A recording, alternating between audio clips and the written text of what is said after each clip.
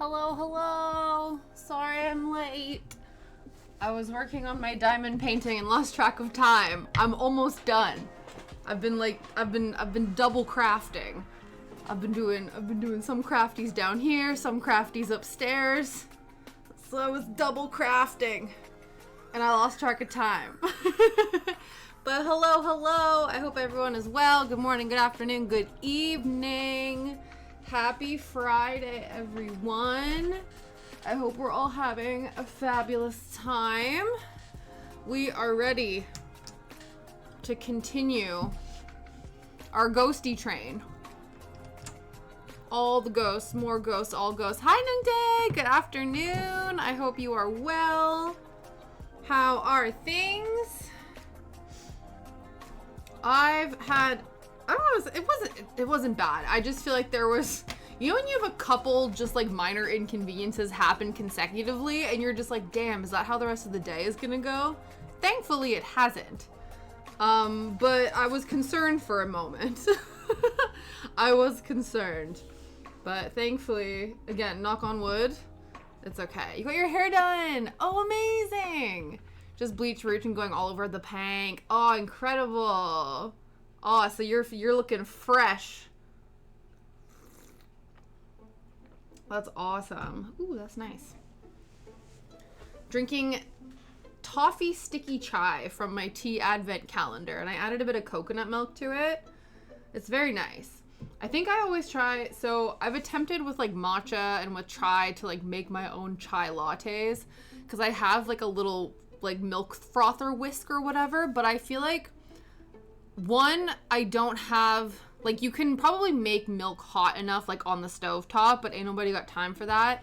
And so I just like put it in the microwave, and I also don't use real milk. I use like alternative like coconut milk or something. So I'm not frothing it very well, I don't think. And so it basically just tastes like super milky tea to me, even though when I have like a tea latte from Starbucks, like it tastes more tea than milky, but I think it's because they use powders and stuff. So I don't know, I think I'm just not an at-home latte girly like I want to be, and that's okay.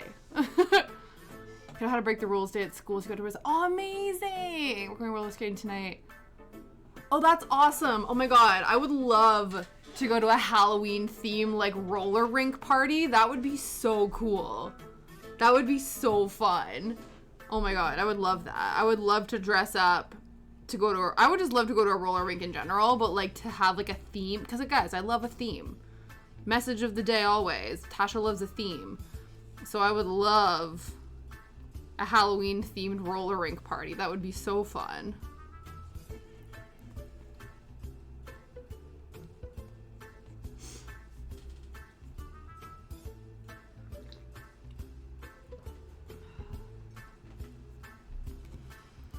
Yeah.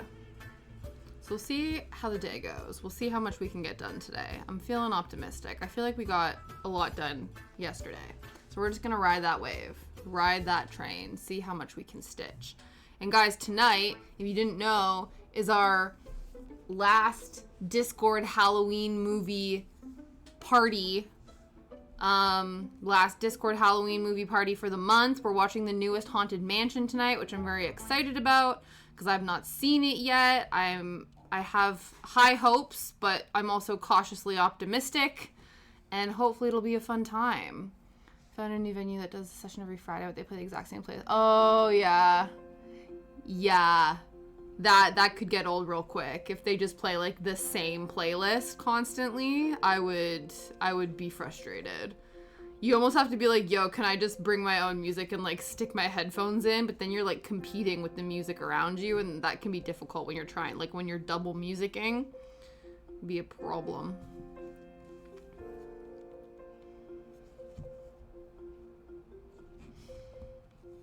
Freaking today, in the morning. So first I went for a walk with Shadow, and then in the morning, because he's not a morning person, especially because Liam was in the office early today.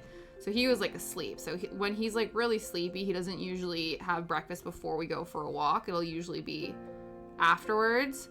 I wouldn't mind if it was decent music. Yeah. Oh no, it's like cringy songs that you like hearing once in a blue moon at like a wedding or a birthday party, but like not every week. One cannot Macarena multiple times a month, you know? You can, like, once a month maximum. How many people do you know are Macarenaing more than once a month? That's too many times. That's too many times. But yeah, so we got back, and so, you can't Macarena while skating anyway. I guess you could do part of it. You could kind of. You just can't, if you're cool, you could do the turnaround. I think, challenge accepted, Nungdae. Challenge accepted. I think Macarena can be achieved. But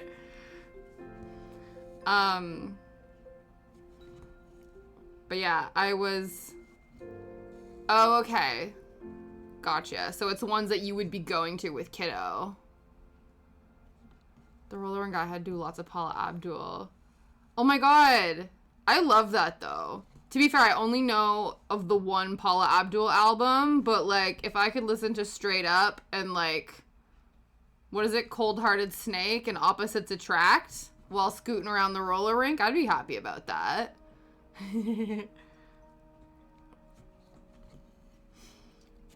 So I'm making Shadow's breakfast this morning, right? And so he has like dry kibble and also like this pate that comes sort of like in like a bologna log is the best way I can describe it. So you cut off pieces of that. And so we give him 100 grams of that and 100 grams of his kibble. And so her music is really, yeah, I could see that, definitely. I feel like 80s, any sort of 80s in like more kind of synthy-esque music definitely goes with like roller rink vibes. Though I'm sure it would be fun to also roller skate around to like some pop rock, pop punk music. Like I could picture, again, this is like, again, more on the poppy side, but I could definitely picture skating around a roller rink to Avril Lavigne's Girlfriend. Like that just feels appropriate. Hi, Sleepy Ghost. Hello, hello. How you doing today? Welcome back, welcome back. It's section off area of the hall so we can. Okay. Oh, that's annoying. Boo! That's annoying. Yeah, roller skating. Nungdae went to a roller rink with her little one. And so we were talking about how the songs that we think would make good roller rink skating songs, or ones that we have listened to or heard. Yeah, that makes sense. Yeah? Oh my god, amazing. Yeah, Nungdae's been going with her little one. But they were saying how they play a lot of, like, Cha-Cha Slide and Macarena and all those during the kids' hour. And we're like, we demand better music from the roller rink.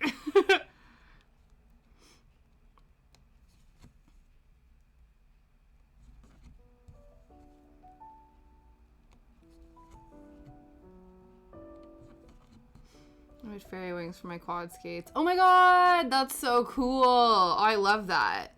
That's awesome that you made them too, because I know you definitely can get like wings to go up your laces. Like that attach through, weaving them through your laces and stuff. So the fact that you did that. Oh, your local rink shut down. Oh, that's a shame. That's frustrating. Light up wheels are so cool too. Honestly, like that's the closest you're gonna get to like light up sneakers for adults. Because the fact that they don't make those is kind of sacrilegious. And studies show you go much faster when your feet light up. Whether it be your shoes, whether it be the wheels on your skates, like, you know? It's just a fact. That would be fun. Yeah, my memory got close to my mouth on this new venue. Yeah. You played very childish, not fun to skate to music or weird songs. Oh, that's annoying. Yeah. See, it would be fun. I guess it would depend though, but I remember like growing up, the bowling alley that we had in our neighborhood had a jukebox, and that was always so fun. So I feel like it would be fun if like a roller rink had a jukebox, because then it would be a little bit better in turn. Like there would be more of a customization aspect to that, which would be enjoyable.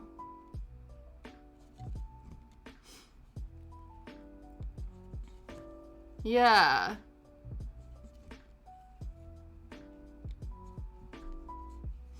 Did you mention tuning? Did it remind me? Wasn't one of the times?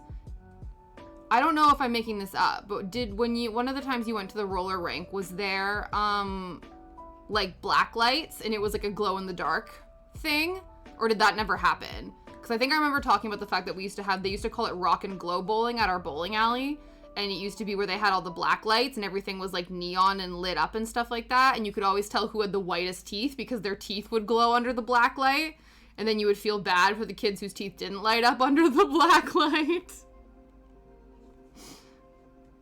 Okay, the rave lights, not UV ones. Gotcha. Used to be an ice rink.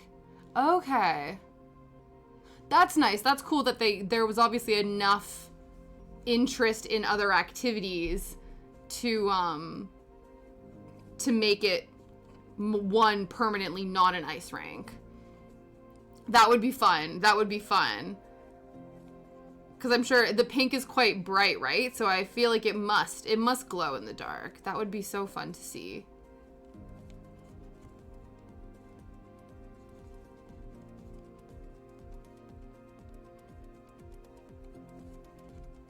Other company bought them out and stopped it.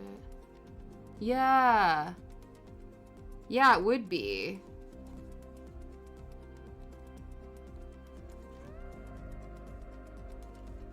Oh, is this in the old one then? That's annoying then, if they bought it out and then decided to revert it back to both ice rinks. Rude. Rude.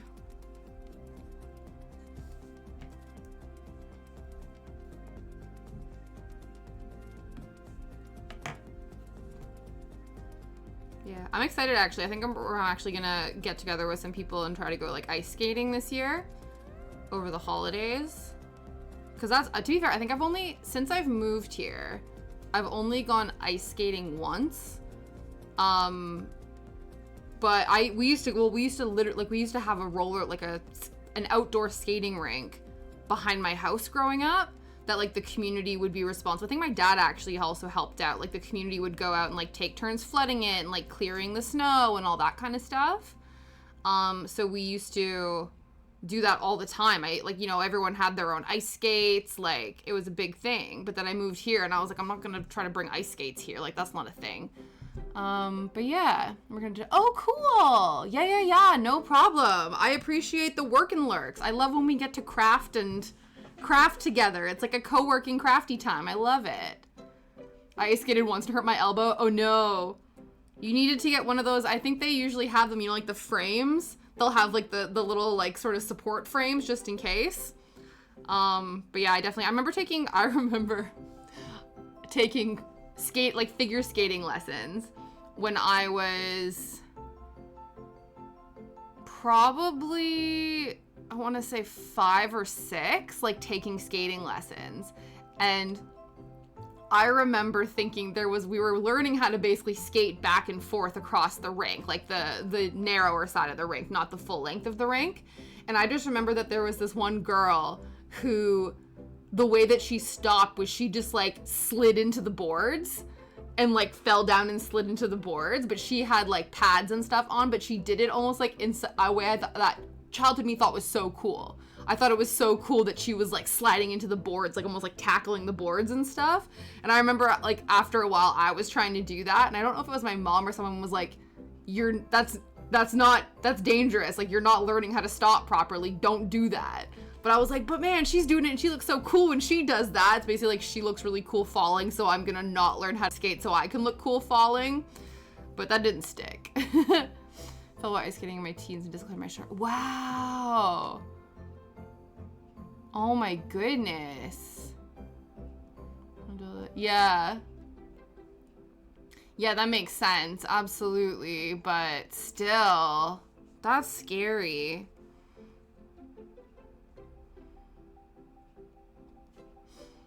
Yeah, again, it's not been, I think it's very similar to like riding a bike though, that like when you do sort of do it again, like you kind of, it comes back to you. But it's funny because I grew up ice skating.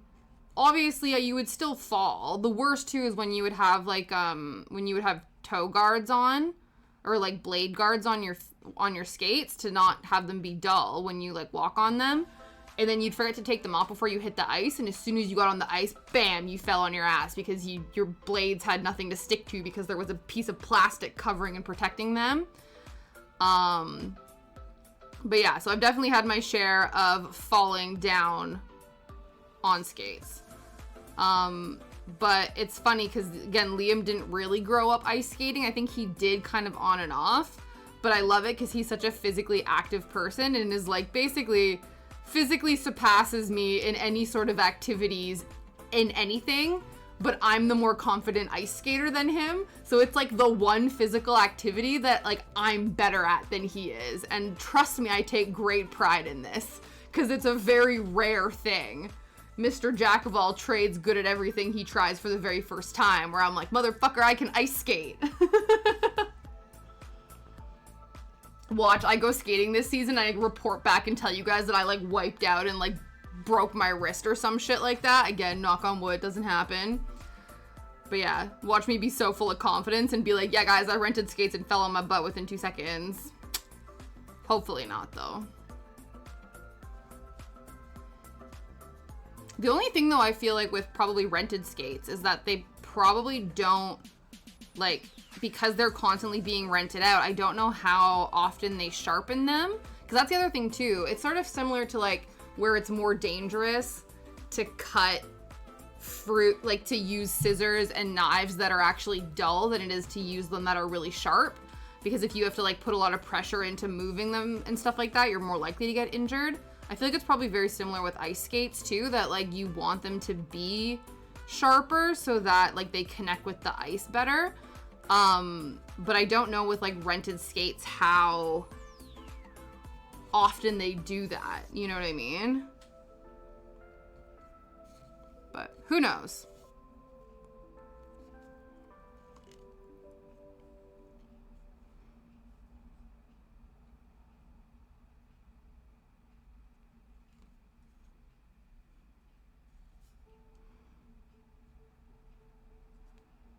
So yes, back to my shadow story this morning. So we get in from the walk. I'm making him food. I grab his pate. I cut off the 100-pound amount, and I'm going to then go like slice it, drop it on the floor. I'm like, cool, cool, cool. He's like not even noticing. He's just kind of like, he watches it fall and just kind of stares at it like, okay, that's weird. But like I picked it up quickly. And then I was like, okay, well, rinse that off because it's all full of whatever it contacted. So I'm like, okay, that was annoying, but whatever, we've recovered. So then I figure out his food, and then he has these like digestive tummy treats that we stick in his food. So I walk over to the counter where this is, and I take the bowl with me, and the bowl smacks into the counter. I drop it. Kibble and pate go all over the kitchen floor, and Shadow just like looks at me, looks at the food, looks at me, and is like, God damn, Mom, you're a mess. And I'm just like, you can just eat it. So I like give him the command, like, yes, you can eat the food. Cause like, otherwise, to be fair, I was still sitting there picking up all of the kibble and the pate and sticking it back in the bowl. But he was just kind of like, so then so I had the bowl, picked some of it up, stuck it back in the bowl. So he ate that. And then I think he clocked like, oh, this is all my food. Proceeded to then walk around the kitchen and pick up and eat all the pate. Cause I'm like, yes, please, thank you, sir. Come help me clean this up. But then he still proceeded to be like, nah, you can stick all of my kibble back in the bowl individually. Thank you very much. And then he ate most of it. But I was like, honestly, this is the one time that I would have preferred you to be food motivated, because then I wouldn't have had to crawl around for like 5 minutes picking up this mess of kibble that I chucked on the ground. But yeah, he just kind of looked at me like, damn, you fucked up. And I'm like, you can eat this. Like, why? He's like, it's not in my bowl, so maybe that's not acceptable. Like, okay. But yeah, but that happened, like, drop it just consecutively. And then it was again something random, but then I think like I dropped something again. And I'm just in one of those like moods where, like, I don't know if it's a mood, it's just a thing where like obviously my depth perception and contact with life is just not, you know, I don't know. I have no equilibrium. What is it? Disequilibrium? Is that the word? Yeah. I'm not stable within the world. But we're feeling better now. But honestly, it was just like, really, sir, do you not want to eat this? And he's like, not like that, I don't. Okay. But then I had to make sure I ran lickety split when, again, I was making myself lunch and we have leftover like chicken, but there was still bones in it. So I was peeling off the chicken from the bones and I dropped the piece of chicken, and I had to make sure that I picked that up real quick because there was a bone in it. And he absolutely, again, thankfully he's not super food motivated. So he sort of stares at the thing and is like, maybe this is a thing for me. But by the time he realizes that it's something that he might want to consume, I've already picked it up. So in that instance, it was a good thing. But in the previous instance, I was like, listen, help me out.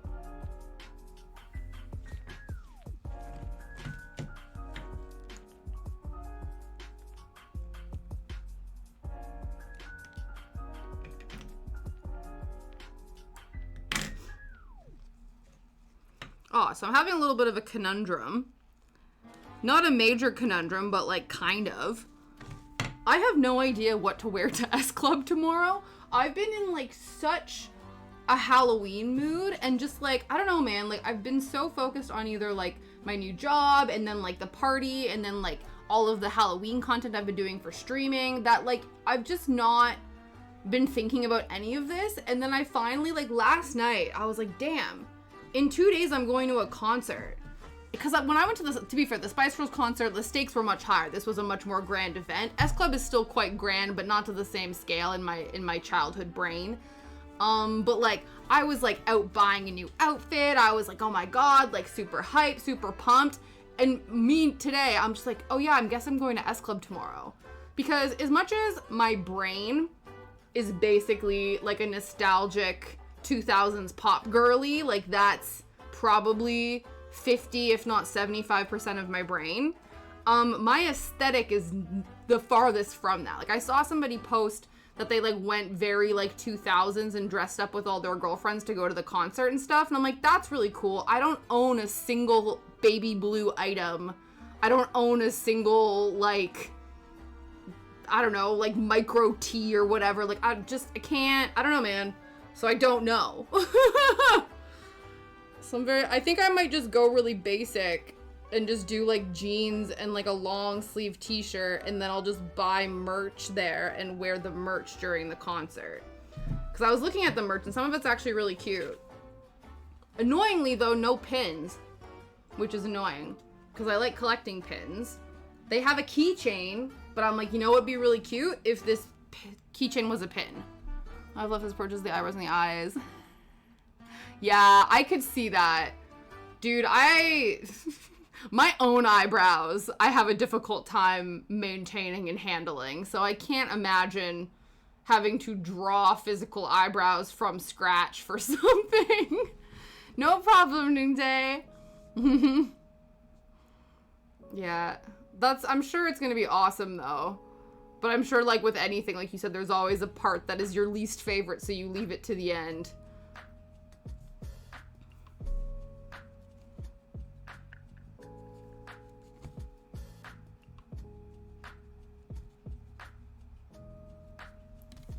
Yeah. Oh, see, yeah, I can't either. Every time I watch like a YouTuber who always says when she does her makeup, oh no, they need to be sisters, not twins, and it's okay. But then I'm like, no, mine look like cousins. Like they're not. They're so far removed. Yeah, absolutely. The other thing too though, because you're new here, Sleepy Ghost, but I've told this story many a time that like a few weeks before my best friend's wedding, where I was the maid of honor, I was waxing my eyebrows and my dumb brain didn't think I could cut the wax strips in the shape of the eyebrow that I wanted. So I was just using the full-on wax strips as they were and just holding them and trying not to touch the parts of my eyebrow I didn't want pulled. I went to pull it, the bit fell, I took off a big old chunk of my eyebrow like a couple weeks before my friend's wedding, and it still hasn't really grown back. It's grown back in a way, but like they are just naturally two different shapes. And I try my best when I fill them in to try to match the energy of the good one to this one. But then, I don't know, sometimes when things are too symmetrical, it makes you look even weirder. Like that's the other thing I noticed too. So I fill in my eyebrows and then this one looks really good, and then I try to make this one match it, but then it almost looks like really intense and sort of like uncanny valley if they look too similar. It's weird. Whereas I'm like, this is what you're supposed to look like, and I'm like, why does my face look weird now? But yeah, so that was fun. But luckily, fill that sucker in. I don't think anybody could know. None of the photos are close enough, I think, that it would matter, but it's just never... I think it's slowly starting to come back, but there's just like a whole, you know, it's like this part of the eyebrow has just been like tabbed down. And whereas this one's like here, this one's just like meh. I also noticed too, though, I think that this part of my face, actually, I don't think this, I know this, where this part of my face is a little droopier than the other, because like the folds of my eyes, this one's more dramatic than this one is. So I find that if I like went like this, it's more accurate, but like I'm not just, you know, gonna walk around holding that tiny bit of my forehead up the entire time. So, but that's okay, right? Like if people were symmetrical, then they would look robotic and weird, and so asymmetric is beauty. Anything is beauty, but I feel like, isn't it like imperfections make people beautiful? Maybe, depending on your perspective. But yeah.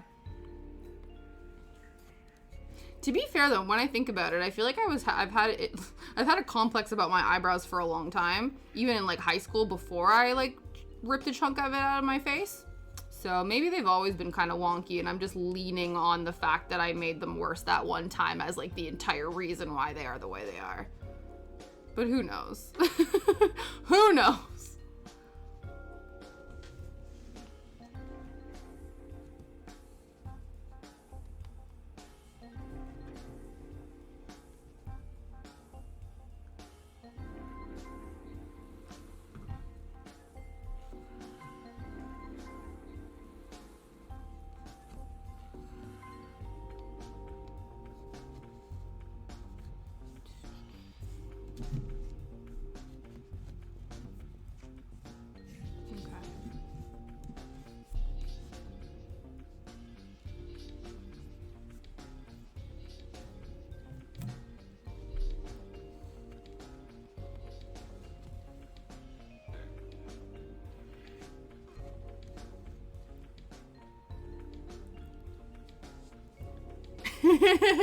That would be a cool artistic choice.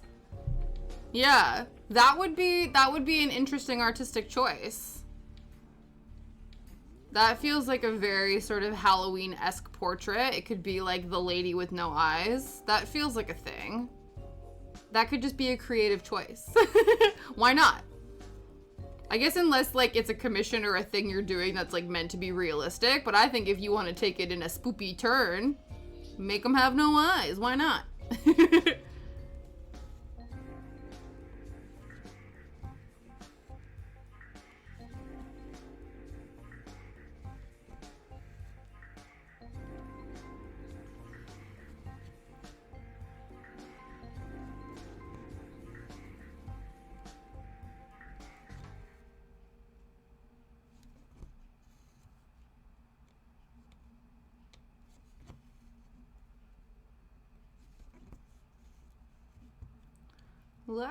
I was gonna say, well, I don't know. I don't know how much left. How much is left? It's gonna count the background. I really want, I'm trying to think. Luckily, I don't do, oh, because of this, yeah, fair enough. Fair enough. Oh, here we go. Here's the 1950s housewife music again. We're in a bewitched television show right now.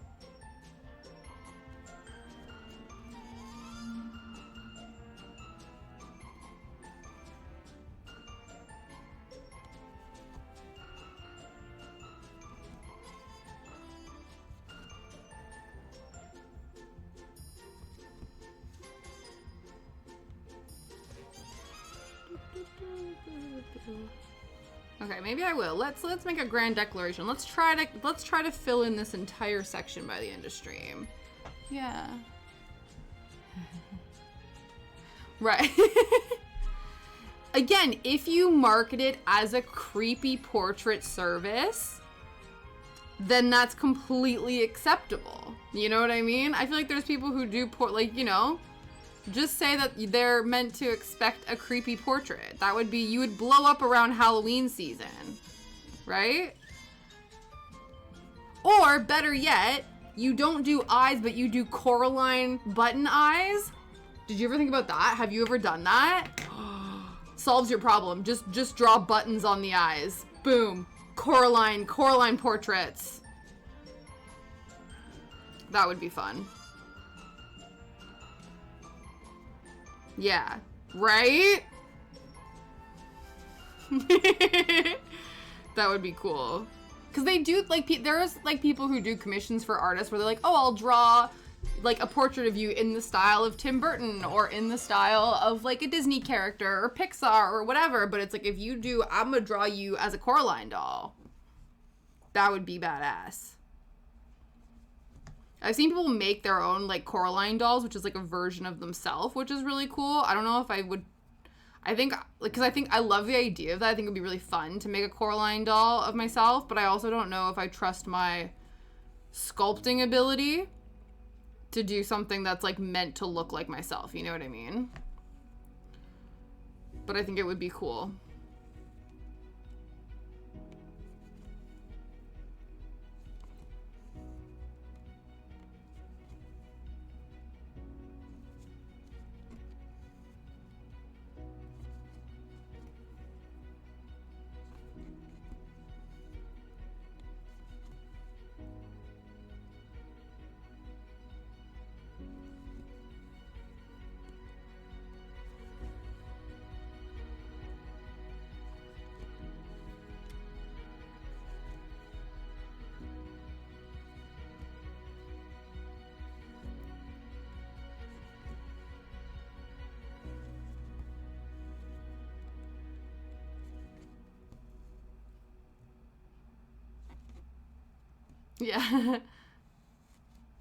Yeah. Yeah.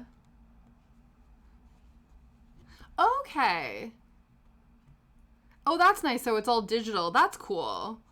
Yeah, I would definitely think that the transition, like, from, or there's probably differences between, like, I guess, like, pen paper or, like, pencil paper art and digital art. But it's, like, I think that's nice, though. I think there's a few people that I know who've, like, transitioned or started doing digital art, and I think it's been quite a fun journey for them.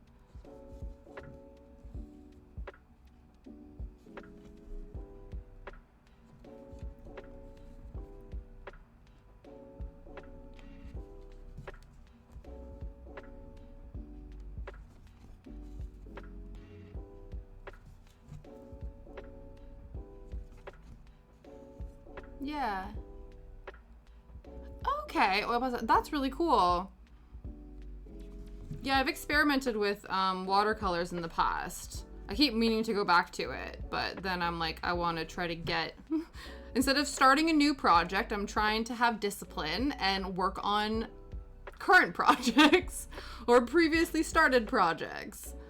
But yeah, that's really cool.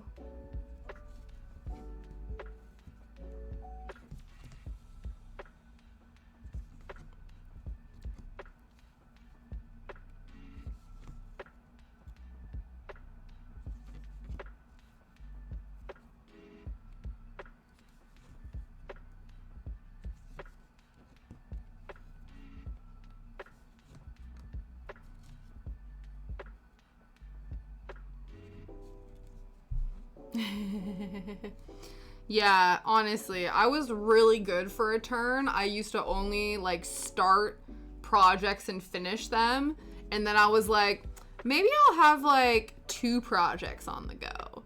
And then 2 turned into 3, which has turned into, like, maybe 5. I don't know. I don't want to sit there and take the time to count. But yeah. Mm-hmm. Definitely. Yeah. I think sometimes too, like, sometimes the, like, words. I'm sure there's probably, like, a endorphin dump or, like, a dopamine hit that comes with starting a project and finishing a project. But the sort of in-between grinding of getting through to either of those 2 satisfying points, I think is really difficult to push through sometimes. because you just want to like get to the exciting, happy, like dopamine hit portion of it. Yeah, like I bet you there's definitely science behind that, because I find I'm the same way, where I have like, I'm super excited, super optimistic, I have all these big plans, and then I start them and it feels really good for the first little bit, but then as soon as it starts to like get grindy, then I'm like, now this isn't fun, now this is a chore. Which, you know, you don't want your creative outlets to feel like a chore. Yeah.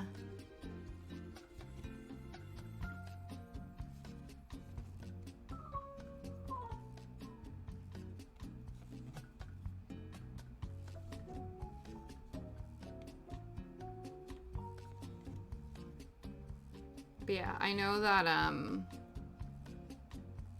because my mom, like, I think she's pretty good though, but she had a bunch of like unfinished kind of quilting projects and stuff over the years, but she like, I don't know, like I really admire her discipline and stuff, but she had this whole thing where she called it like, what was it called, like finish the stash or something like that. So she had a stash of projects and she was going through them. So she's really been like kind of paring down over the years, all of her projects and stuff. But yeah, I definitely have some hanging around. Yeah.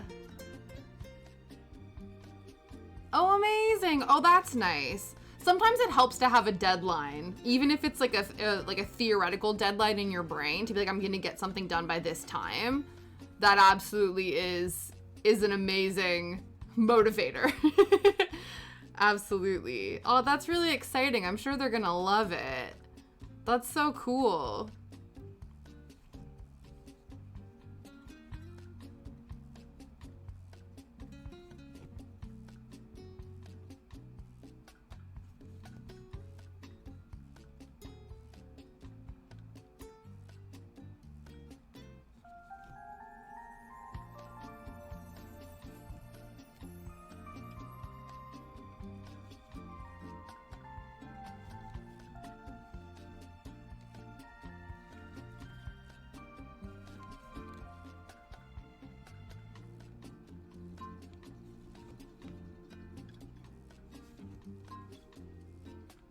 Yeah, I'm kind of hoping this maybe sounds very cynical of me, but I'm hoping that none of my friends are getting married next year. We had 3 weddings that we went to, 2 destination weddings, and then my partner and I never had a wedding reception, so we finally did that earlier this year. But like that blew the entire travel budget between like all of the traveling for the weddings we were doing. Whereas I have like travel plans to like go back to Canada next year and like do all these other things. So I'm just like, nobody better inconvenience my personal travel plans with their wedding. Which sounds like such a dick thing for me to say, but I'm just like, I got plans, and your wedding might not be one of them. But I wouldn't not be, you know what I mean? I wouldn't not be able to, so. Yeah. Okay.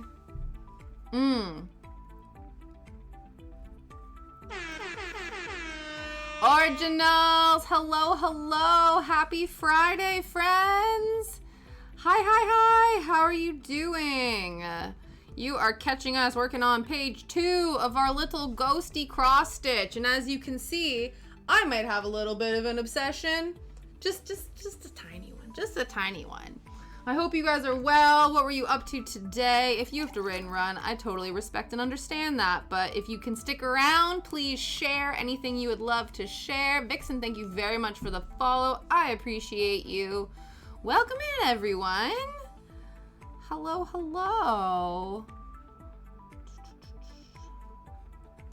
That's awesome, though, Sleepy Ghost, that you're actually, like, you know, using the old noggin, using the old memory bank to utilize those options. Good. I'm doing really well, thank you. How are you? I'm excited. I feel like this month has been so much fun. Yeah. It's been good. I got my tea, I got my crafts, I got my peeps. I'm having a grand old time. How are you?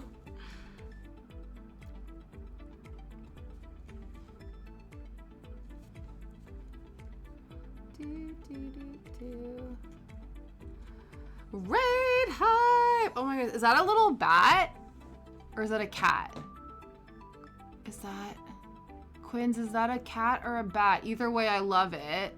Either way, I love it. We're gonna diamond painting of a cute chicken. Oh, cute! You overdid your stream time, though? It happens. It happens. When you get into a groove, and you're like, just a little bit longer, and then you're like, I'm hungry, tired, need to pee, all of the above. Amazing, though.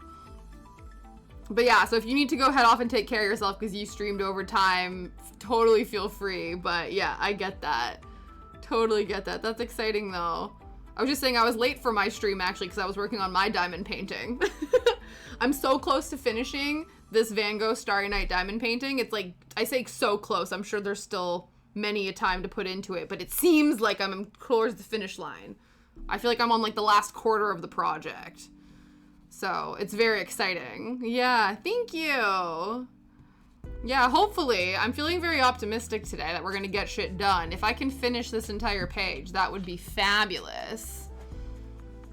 Yeah, definitely. Oh my god, I love good nap time. Please enjoy and have a lovely nap. And I hope your stream goes well as well, Vixen.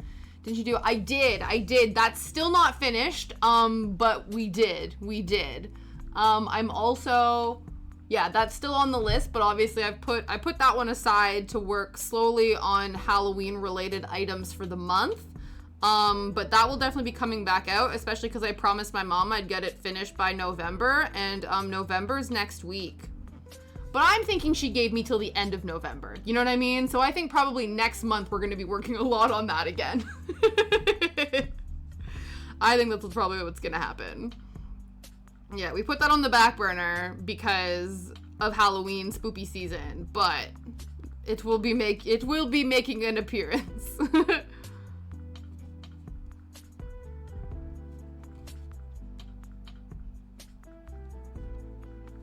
Yeah. Yes, you did. Oh, amazing. Oh, I'm so glad you have the pattern now. It's such a gorgeous pattern. Oh, I'm so excited for you to work on that.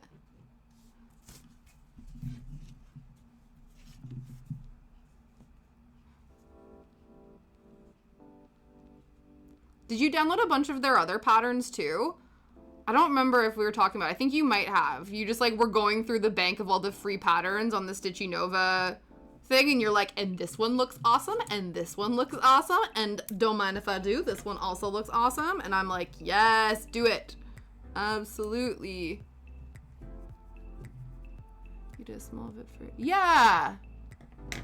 Yeah, I post the majority of my stream videos over on YouTube. So I'll usually do that where I'll repost once they like, I think I'm on like a 2-week backlog. So this one will come up 2 Tuesdays from now. But yeah, I think the majority, unless the ones are like so, I don't know. I think the one time I went, when I first started the cross stitch, I was listening to the Joe Hisashi like discography, and YouTube was like, none of that. So they were like, this is unreleasable. There's too much copyright music on it. So I was like, fair. But anything that's not bogged down by monetization rules is up there.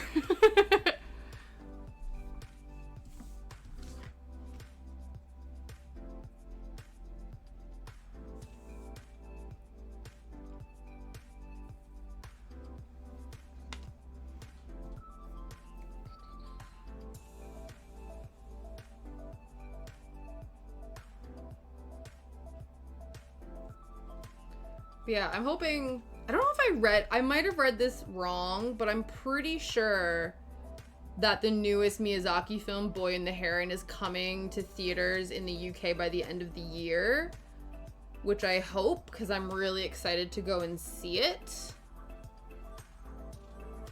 I also haven't heard anything, because I thought it was actually, you know what, maybe this warrants a Google, because if I remember correctly, Ghibli World in Japan was in the process of launching a Princess Mononoke themed portion and like a witchy themed portion of the park, but that wasn't going to be until like the end of the year. It might not be until 2024. Let me double check. Ghibli Park. Ghibli Park, did you open things new yet? Yes! Oh, 2 days ago, Ghibli Park unveils new Princess Mononoke area. Oh my goodness. Oh my goodness. A statue of the demon spirit in the village area. Check it out. Interesting, interesting. Yes, a new area is unveiled at Ghibli Park. Amazing Mononoke Village. Will open November 1st, showcasing sceneries from the Satoyama Village Forest of Japan. The new area features a 3.4 meter slide themed on Lord Akoto, a boar god that appears in the film, as well as a statue of the demon spirit, a character in the film that lives in the forest. Parkgoers will be able to enjoy gohi mochi rice cakes, a local specialty, at the Tataraba facility in the area. Visit Mononoke Village, yeah. So the thing with Ghibli Park is that there's different, it all takes place in this one sort of park area, but there's like different tickets that you need for different aspects of the park. And I remember looking into it that like right now it's like on a lottery system, and I think the first round there's 3 parks portions excluding this Mononoke one that you can go to, but I think like you can't maybe not get all of them on one day or whatever, because I think they're trying to like stagger the attendees and stuff like that. So yeah, I could see it. Yeah, you have to buy a combo ticket to add the new park area plus the warehouse. Yeah, it was built into the 2005 World Exposition Commemorative Park. So of the 5, 3 are last year.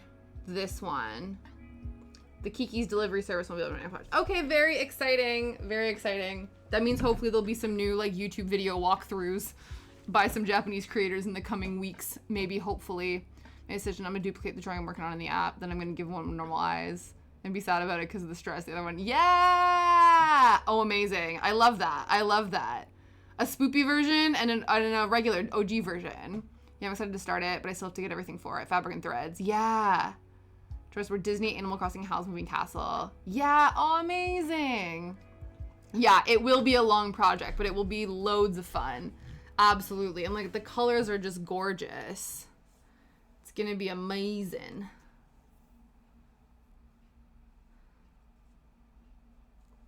What was the Disney option? Speaking of whips, I do have a Princess Jasmine themed Disney cross stitch that I have not worked on for many a month as well.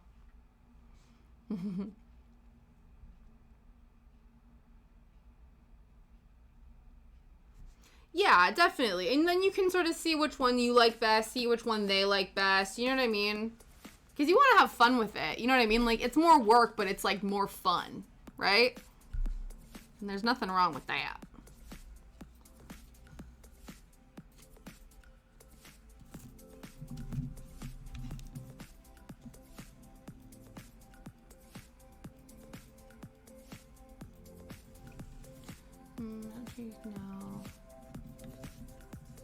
No, I've not heard of them. Is that like the name of the designer?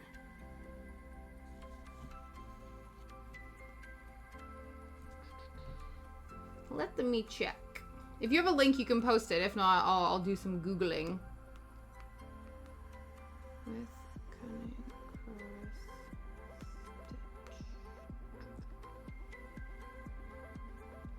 stitch. Ooh, is this... Are they the ones who did the Animal Crossing one? Because I just saw an Animal Crossing one on here that looks super cute.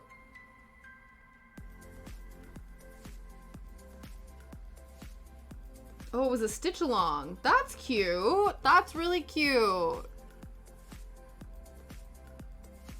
Okay. This might not be the right one, maybe.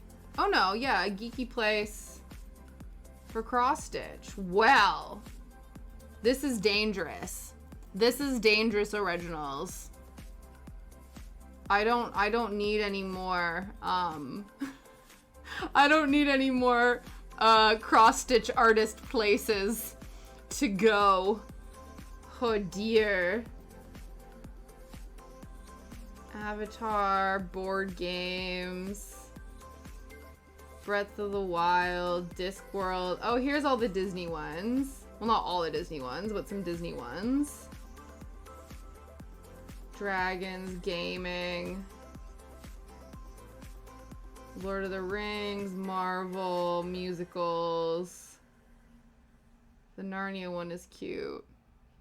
This is dangerous. This is why you let chat choose. I respect that. I respect that. I think I've done that before too, where I'm like, I don't know, guys, what do you want? Current sales. Okay. Yeah, oh my goodness.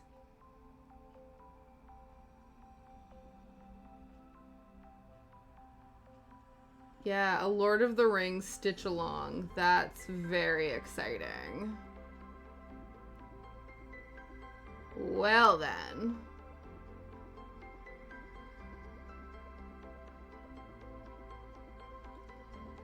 Interesting. Well, amazing. Thank you for showcasing this individual to me. Can I add that to the list? Like the current folder of cross-stitch patterns on my laptop is like bursting at the seams. They're like, we have so many digital patterns, and I'm like, we need more.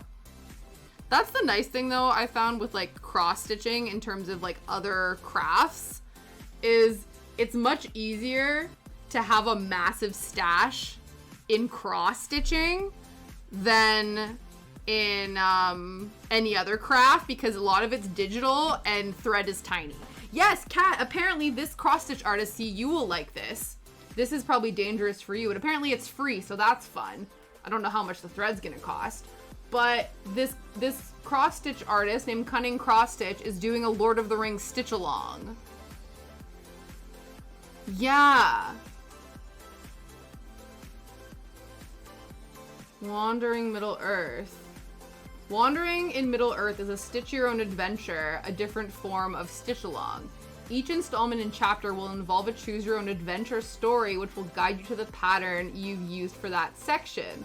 What's more, there are drop-in elements to further customize your finished piece. That's so cool. That's such a clever idea. Yeah. Oh my goodness. Don't want to name or label your chapters. I have 2 front packs for you. I don't want to download it. I just want to see it. Just show it to me. I know.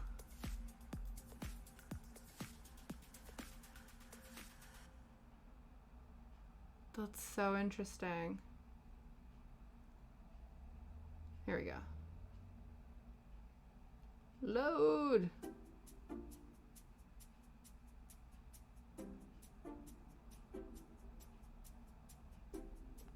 Yeah.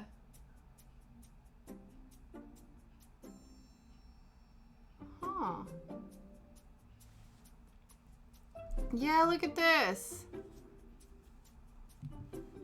It's like, I assume this is going to be like a massive tapestry. See, the following pages will have the frame for your Stitch Your Own Adventure, as well as the elements you need to represent your very own hobbit hole. So there's different, you can customize your own hobbit hole. Are you kidding me? That's so interesting. You can choose which season you want your celebration to be in. And then you can choose the different types of window you want in your hobbit hole. This is so clever. This is very clever. Wow. Interesting. So many elements. I love that. Oh, look at the different, sorry, I'm geeking out about this right now. Look at the different seasons of the trees. You could do autumn or spring, and then they could either be all party-esque or like more natural. Dude. Bruh. Look at the different options. This is so clever. And the different windows. And the different... Oh my goodness. This is... Okay, sorry. Like a stitch your own adventure. I've never heard of that. Yeah. Oh my goodness. That's so cool. That's so cool. So are you doing that as well, Originals? On top of the plethora of other projects you're gonna have on the go? That's very cool.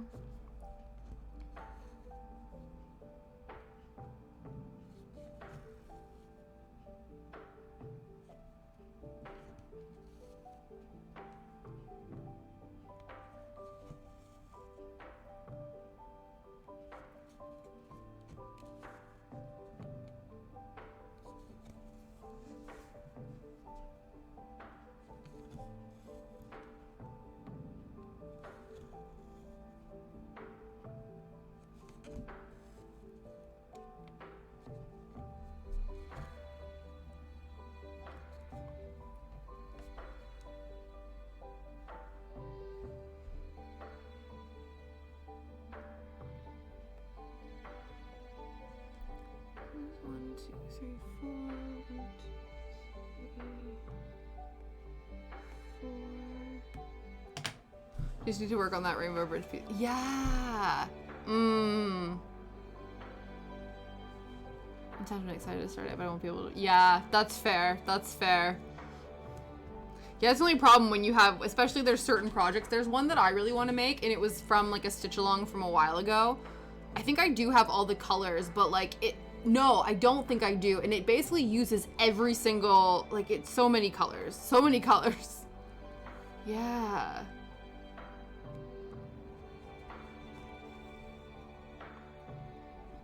Do you store your threads like in their original, what is it? We always say the word wrong. Skeins? Skeins? Skeins? Because I always bobbinate mine, so I always turn mine into bobbins, then I store them in like little storage containers. But again, I have 3 storage containers, so it's not like they're not taking up room, but you can fit a lot of them in there. But there's so many DMC floss colors, and then if you're not using DMC, you're using custom colors and stuff, then that just expands the amount that you're gonna have. Yeah. Need to work on the. I don't know if I remember that rainbow bridge piece, Kat. Have you shown me a picture of it before? I don't know if I've heard of it, or if we've talked about it. It's been a while, so refresh my noggin if you'd like. No pressure. You don't have to.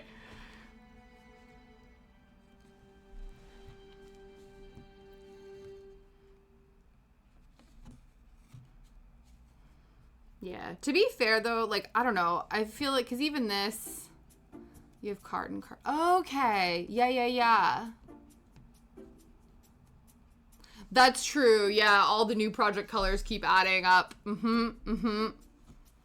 Yeah, so you have your, like, I see what you mean. So you have, like, your initial thread storage, but then you need, like, your project prep storage. Like, like, to store the working project together. That is more complicated, definitely.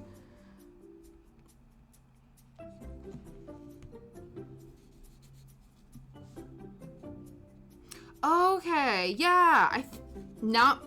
I don't know. I don't know if you remember saying it, but yes, if you could share, that would be cool. Yeah.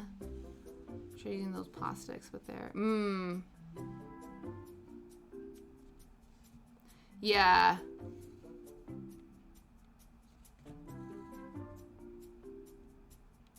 Yeah, no, I write the numbers on as well. I would be worried about anything like sticky coming off, like stickers and stuff like that.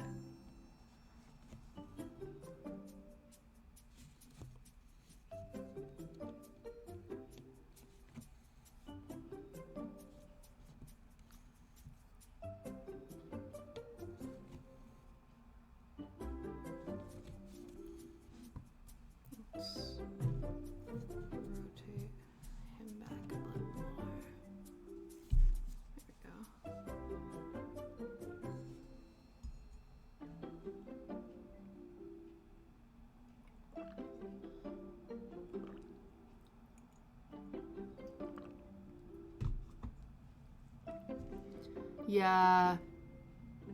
Yeah, that happens too, doesn't it? I think with the plastic ones. These ones I have are the paper ones, but I've noticed too that I think I've acquired a couple plastic ones. But yeah, I don't know. Saul, hello. Good afternoon, sir. How are you feeling today on this Friday? How are tings? What have you been up to?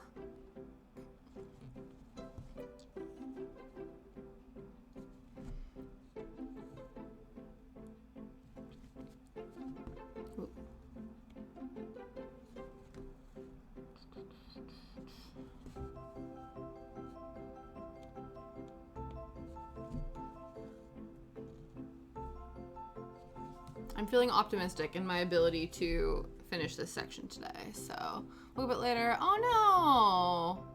Oh, awesome. Oh, you've been having a bunch of fun outings with Eddie lately. That's so cool. Yeah. Oh, I'm sorry you had a restless night, but I'm glad you're feeling all right. I'm glad your body was able to let you kind of sleep in to sort of rest off the restlessness. And you're ready to have a fun time. Oh, that's awesome.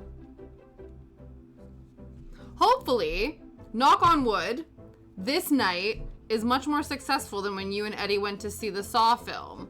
Because I know your body was being a huge pain in the ass during that. So I'm hoping this one is fantabulous and you have no pain and you just have a ding-dong amazing time. Ding-dang-dong amazing time. Exciting stuff.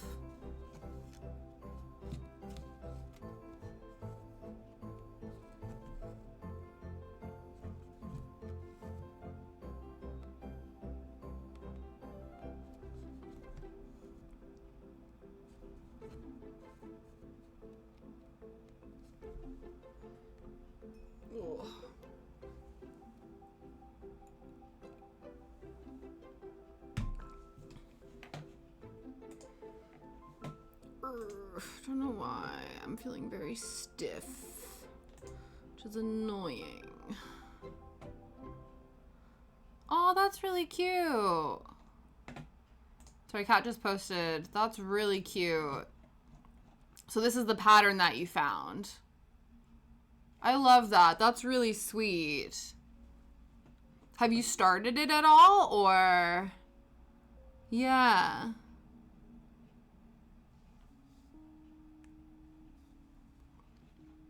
That's really cute.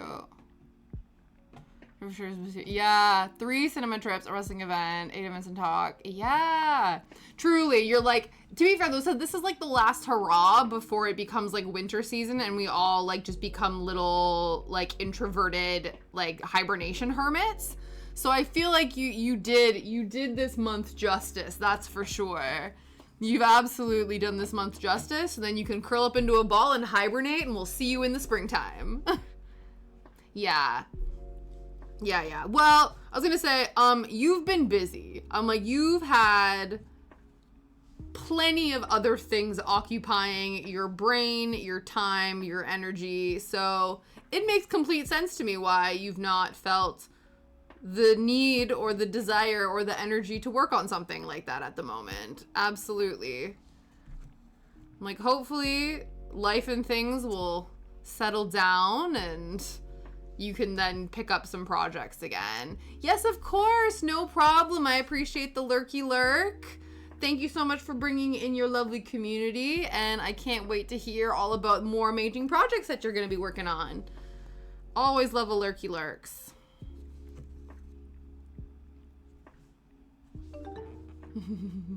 Oh, thank you, Saul. I appreciate that.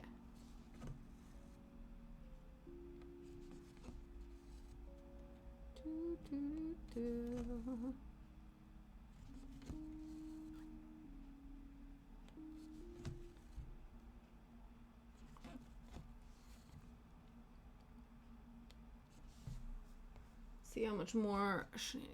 Yeah. Oh. I was gonna say, I was thinking about you this morning. I was like, I'm pretty sure you said that your mom was coming home this week. That's nice. I'm glad she's home. Your dad wants to move to hospice. Is that like an option for him, or were you guys under the impression that was gonna try to go home and now he's like, nah? Or that's interesting. But yeah, at least you have one. There was a win this week with your mom being able to come home. So that's awesome.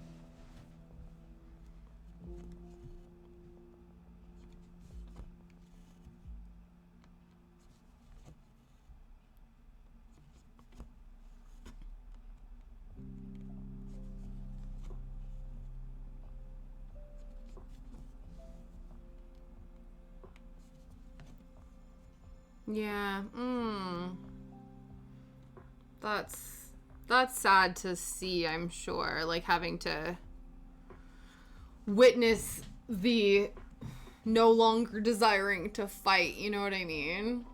That's hard. I guess ultimately in the end it is his choice, but yeah, that sucks. How has your week been? My week's been good. I'm trying to think what the hell happened this week. We've gotten to stream all 3 days this week, which is very exciting. It's been a minute since we've gotten to have all 3 stream days back, which has been very nice. But I think it's been a very chill week. I feel like this is, again, my October was also very busy. I don't think it's, not to the same degree, but it was nice to just like just being able to focus on stream and just like being chill. Though I guess, was it Monday when I guess so, eh? I got my tattoos and my COVID and flu jabs on the Monday. So then it was nice because I didn't have anything going on, so I was able to sort of chill throughout the week. Been playing some games, been doing some crafting, been napping. Napping's always great. I enjoy a good nap. But yeah, catching up on stuff, thinking about like Subaween things. I'm thinking of like redoing all of the channel point redeem sounds, to have them all be like Halloween themed for the event. Thinking about different activities, thinking about the staging for the room I'm gonna be streaming from, and yeah, it's been nice. Absolutely.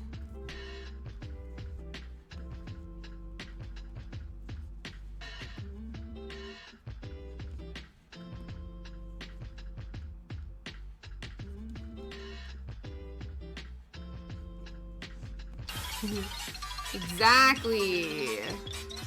We're ready.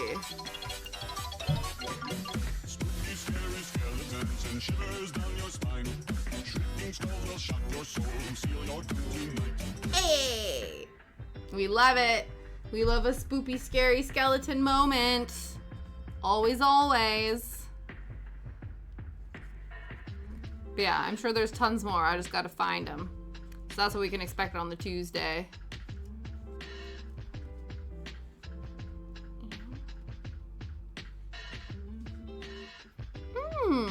Oh, nice. Doing one on Sunday. Yeah. Oh, that's awesome. Are you allowed to spill the details onto what your costume's gonna be, or are we gonna keep it a surprise? I don't mind if you keep it a surprise, but that's exciting. I have some, to be fair, yeah, no, I do. I have a couple costumes as well. It's gonna be fun. I'm excited. Oh, that's so fun. I love it.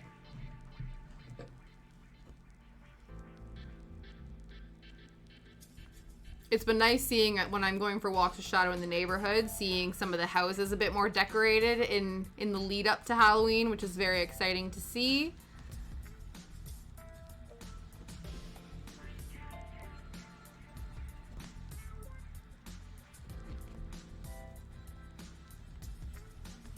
Oh no, top secret. Amazing. Oh, I love it. I'm excited. Super exciting.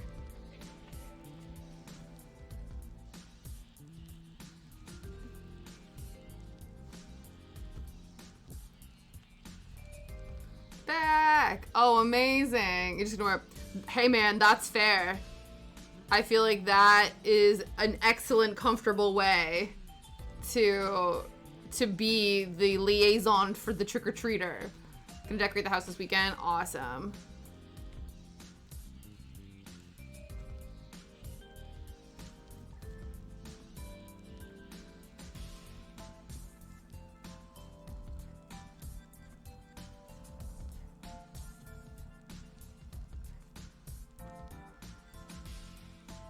Yeah, I'm excited too. I've been thinking about like ways. Yeah, I'm trying to figure out the staging for, because I'm gonna stream in the spare room on Tuesday, starting at 1 p.m. UK time.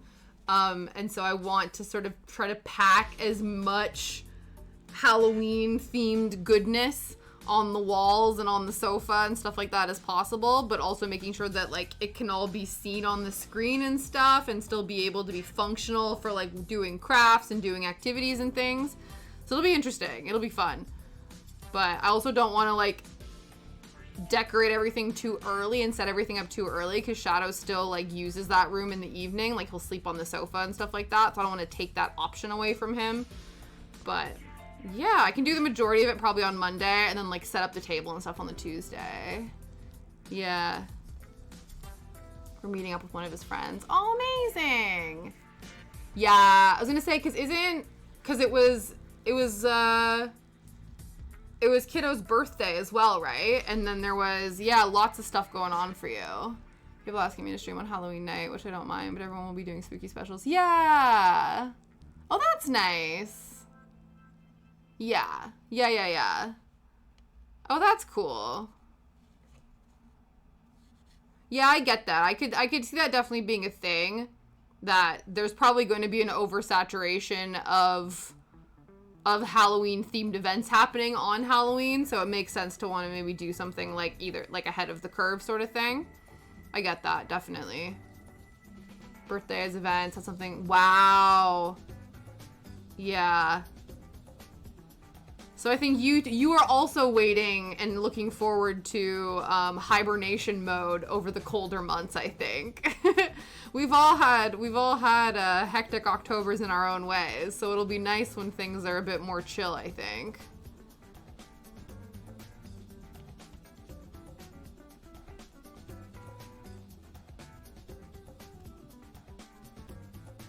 Yeah.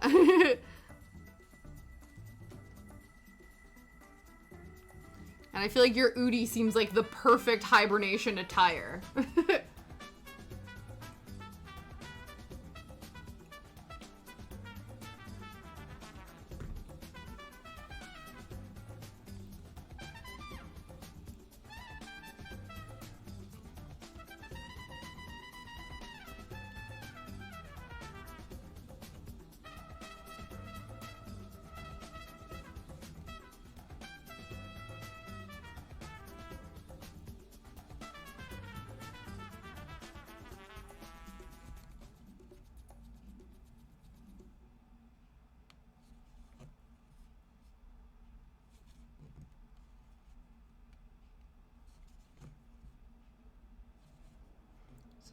Yeah.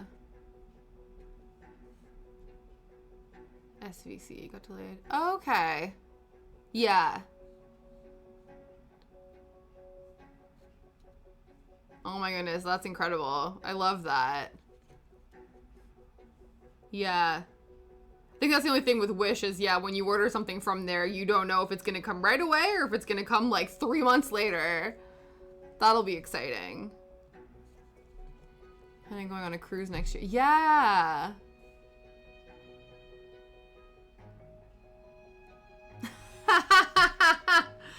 That's so funny. She's like, I need to go so Nungdae doesn't get stranded on a random continent while on the cruise. That I love that. She's like, yeah, I need to be the supervisor.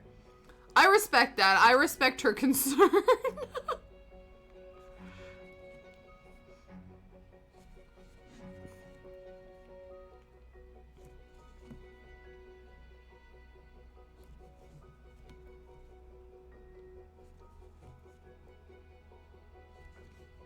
Ahoy hoy, Galloway! How are you doing? I hope you are well. I hope you're having a fabulous Friday. Oh, 2 more items. Okay.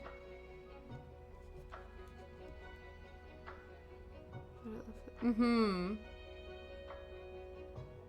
Oh yeah, that is working out, definitely.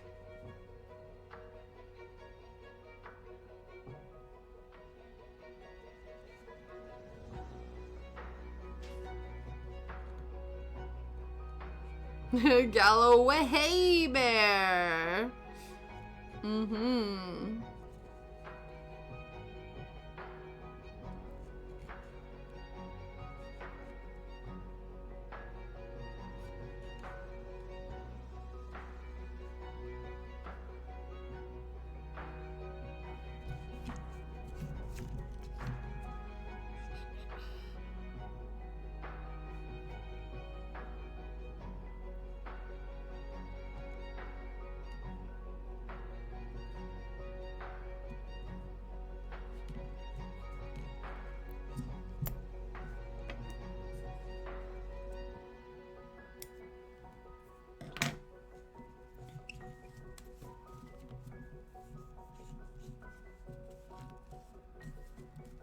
All right.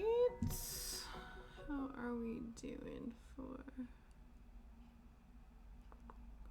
No point crossing off. We'll just keep going.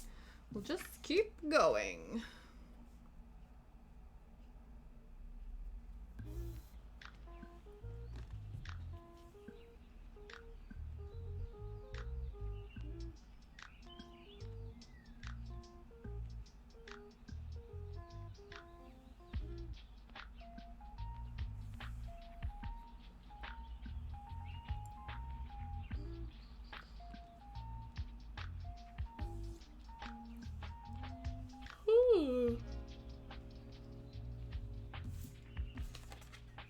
I don't think the tea I drank was caffeinated. I think it was like a rooibos-based tea, which is not a tea technically.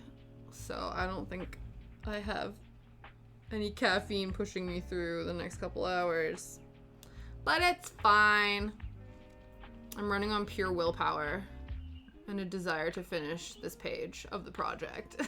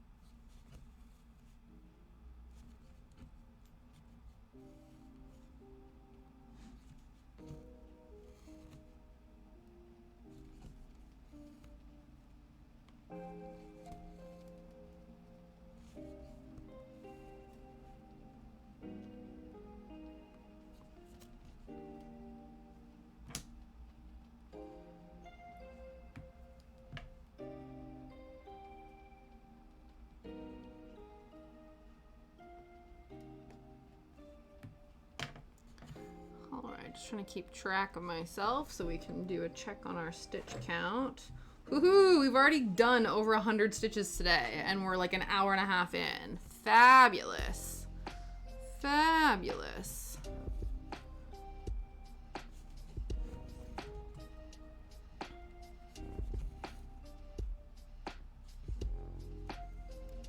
I am really struggling to sit comfortably today on this chair. I don't know why.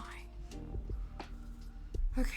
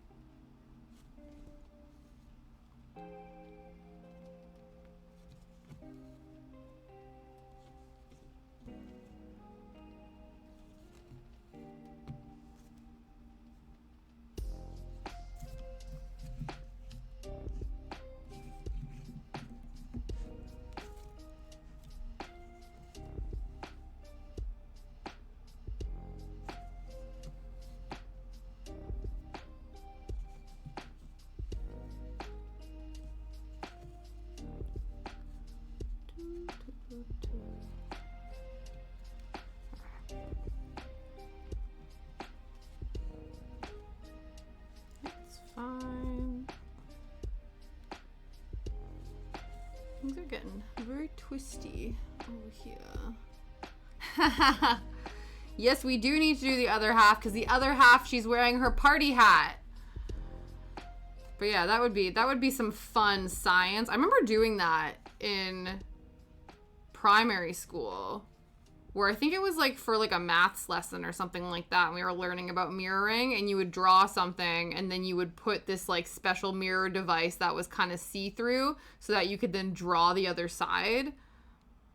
I don't know. It was like this, there was like a tool that we used in school that was like teaching us how to draw stuff. But yes, so she's got her party hat on the other side of her head. So we can't just mirror it.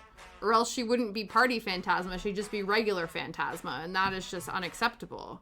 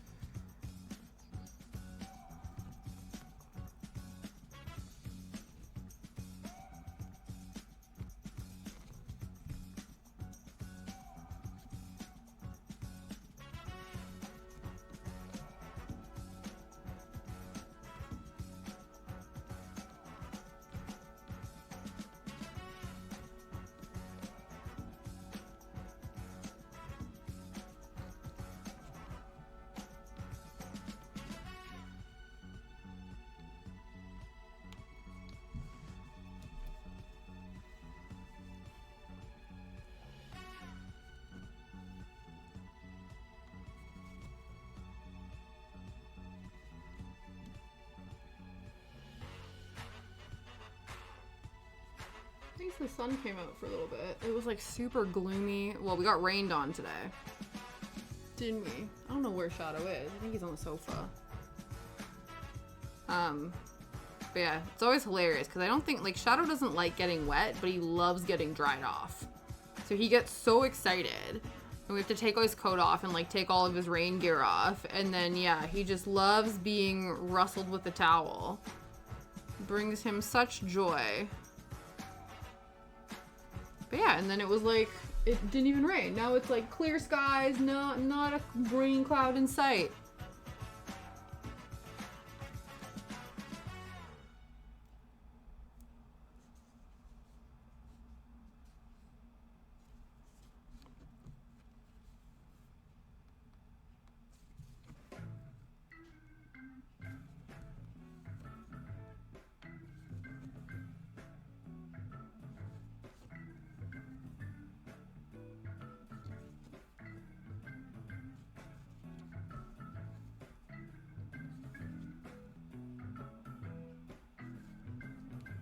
Oh, amazing! Oh, that's so exciting. I'm so excited about that. Good morning, Sammy. Lurking today. Oh, not a problem. I appreciate the lurky lurks. My day is going well. I hope yours is too.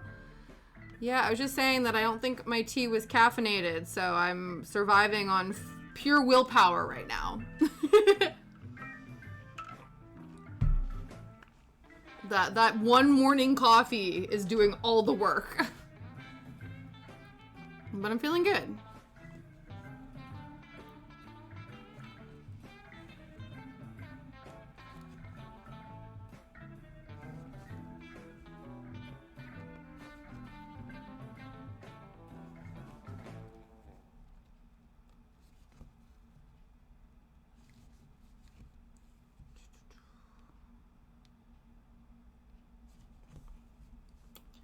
We are cruising through this. Cruising for a bruising. If my morning coffee is enough, my sure. Yeah. Touche. Yeah. Normally I have like a caffeinated tea, but yeah, I was all excited to try this like toffee sticky chai in my tea advent calendar, my Halloween tea advent calendar, that I didn't even take the time to look to see if it was like a black tea based chai, but from the taste of it, I think it was a rooibos based chai, and rooibos tea. I don't even know what it's it's a different plant. There's like a rooibos. What is rooibos? Rooibos tea. What is rooibos? It's a broom-like member of the plant family. What a description.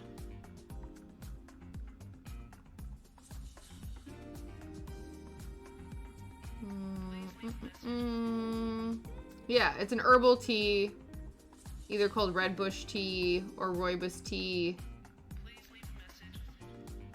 Has an earthy flavor. But yeah, it's a plant that is not the Camellia sinensis plant, and that is the only plant that can be classified as tea. Everything else are like herbal tisanes, tisanes. Again, other words we don't know if we're pronouncing correctly, but it tasted like that. So I didn't do my coffee this morning. Yeah, definitely.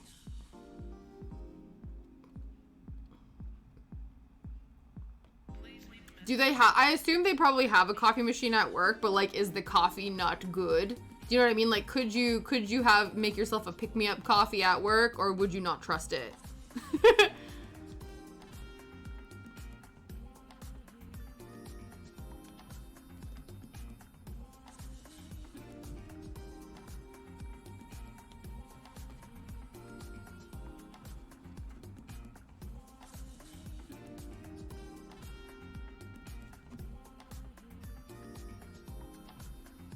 Yeah, I think very rarely now. That's when I'm really tired, and if I have shit to do and I can't have a nap, I'll have a second coffee, like, to push through the day. But usually now I'm just like a one coffee in the morning, and then I'll do caffeinated tea until like after 4 o'clock. If I'm on stream and I still have a tea that I've not fully finished drinking and it's a caffeine-based tea, that's fine, but I do not brew any more caffeinated beverages after 4 p.m. Just because then I get restless legs. Make my own. Ooh. Cold brew Bustelo mixed in with a protein drink. Ooh, that sounds fun. It's kind of like a DIY, like, iced coffee. It's like a coffee latte, because usually aren't those protein drinks, like, it's usually like a milk-based sort of thing, right? So that could sort of give you almost like a latte, like a cold, what is it, a cold latte? A latte on ice? Iced latte. Wow, I was struggling to figure out how those words connected. Iced latte, that is the term. That sounds very yummy, though.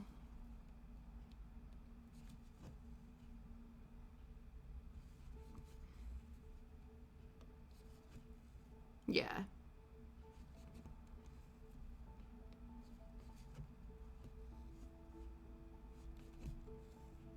I'm kind of kicking myself when I went to TK Maxx last week, not going to check the food and drink aisle for Beanie's Coffee. That's the coffee brand that has like all the different yummy flavors of coffee that I enjoy. But I did not look. I think they have Beanies at like the grocery store I usually go to, but they only ever have 2 flavors, whereas TK Maxx has more options. You ice it up too. Ooh! Oh, there he is. It's gonna be blurry, but Mr. Strike a Pose over there. Hwacha! He is fashion. He is Victoria Beckham in that one meme with her leg. Bloop, bloop, bloop. We're touching fingies. Oh, there's another one! 2 legs! Oh, where's the other 2? You can kinda see the back one over there. He's like, I heard you talking about my feet. Here's a second foot. That's exactly what went through his sleepy shadow brain. I'm sure of it.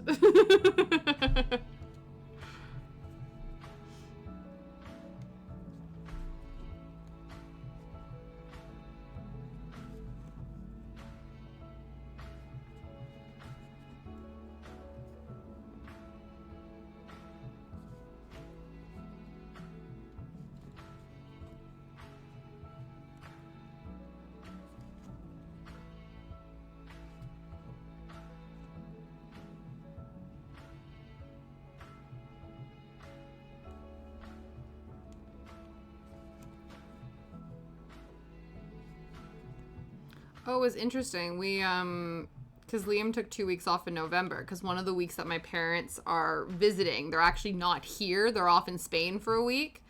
So we were like, oh, like maybe we can go away somewhere for the week while they're gone. So we booked like a little holiday trip to Devon. And it was interesting because we always like, we go through like the dog friendly cottages and whatever. But then when I was filling out, we found the place we wanted to stay at. We're like, okay, cool. Like, let's fill this out. And then they usually ask you like how many dogs. But this was the first time that they had asked about the breed of dog, and it was required that you fill in what the breed was. And then once we like submitted the like, you know, did the check-in and whatever, I then got an email being like, oh, you're like almost like your application's being reviewed, and then whether or not it gets like accepted, then like it all gets processed. And I'm like, oh, that's interesting. And then part of me was a little bit nervous because I was like, man, if they do like large dog discrimination, that'll be a real pain in the ass. But it went through like for like less than an hour later. But it was just very interesting that I would like, I'm wondering, okay, what, maybe it would be helpful. Like, I don't know if the owners, I think some of the more like accepting dog friendly homes, because I have a conspiracy that there are some places that put their rentals up on these dog-friendly accommodations who really don't want dogs on their property. They're just like doing that to open up the rental market some more. Whereas the ones that actually like give a shit about dogs and are not discriminatory about dogs, they'll usually leave like a care package for the dog with like poo bags and little treats and like a little water bowl and stuff like that. So the only thing I could think of is, one, I do think that it is something that the owners look at, and maybe they're like, hey, we don't want, you know, there's like a breed discrimination is possibly an option that exists. But the other option might be too, like if they're like, if we go pick up like poo bags for this dog, if we pick up like the tiny mini Chihuahua poo bags and the dog's like a Great Dane, like that's not gonna work, you know what I mean? So they might want more information so they can cater like the doggy welcome package to the dog, maybe? That feels almost like too optimistic of a take, but I don't know. But thankfully there was no issue, so that was nice. But it was just an interesting filling it out, being like, what are you using this information for? Is it for good or for evil? Is it for information or for discriminatory practices? And considering that it got approved, I assume that it was fine.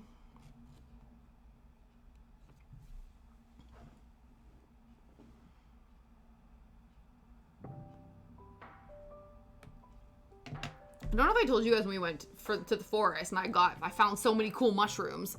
When we went to the forest, we ran into, anytime we run into any other kind of sighthound breed, I joke with Shadow that that's one of his cousins. Like, oh, look, Shadow, it's your cousin.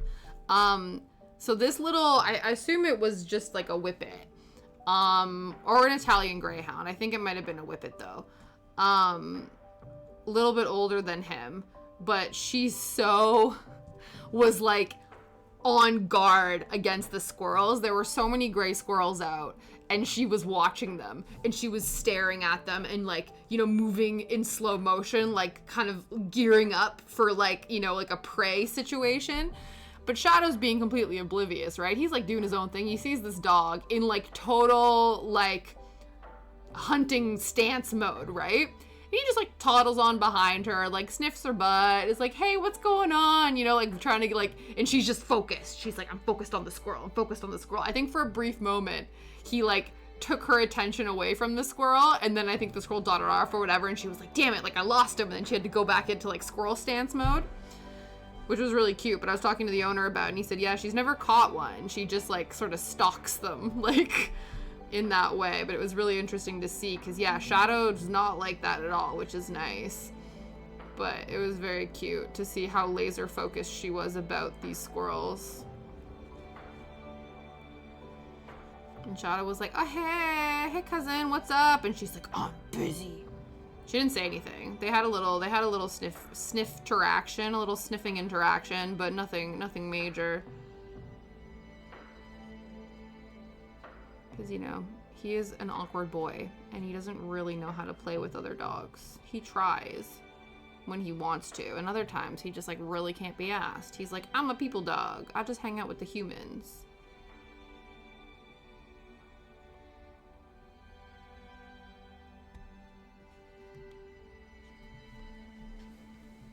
Yeah, right?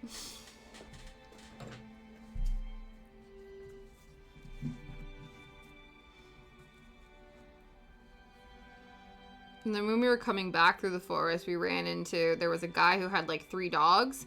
And Shadow was like interested in kind of saying hi to him and stuff. And the guy was like, oh, like, come on, come over, come say hi. And I was like, your dogs are too close to you. And they were like golden retrievers, completely non-threatening. But of course, Shadow's like, if he's close to any dog, his instinct is to like start to run away, even if it is in a playing purpose. It's either because he's like, you know, yeah, his default when another dog comes near him is to like take off. But then if he comes back, it's because he like wants to be chased. But if he takes off and doesn't come back, he's like, I don't want to mess with anybody. He's like, it's like there's the anti-social runaway and there's the chase me playtime runaway, and you don't necessarily know which one it is unless he tries to come back. So he's like super sus, even though this golden retriever is more interested in their ball than Shadow at all.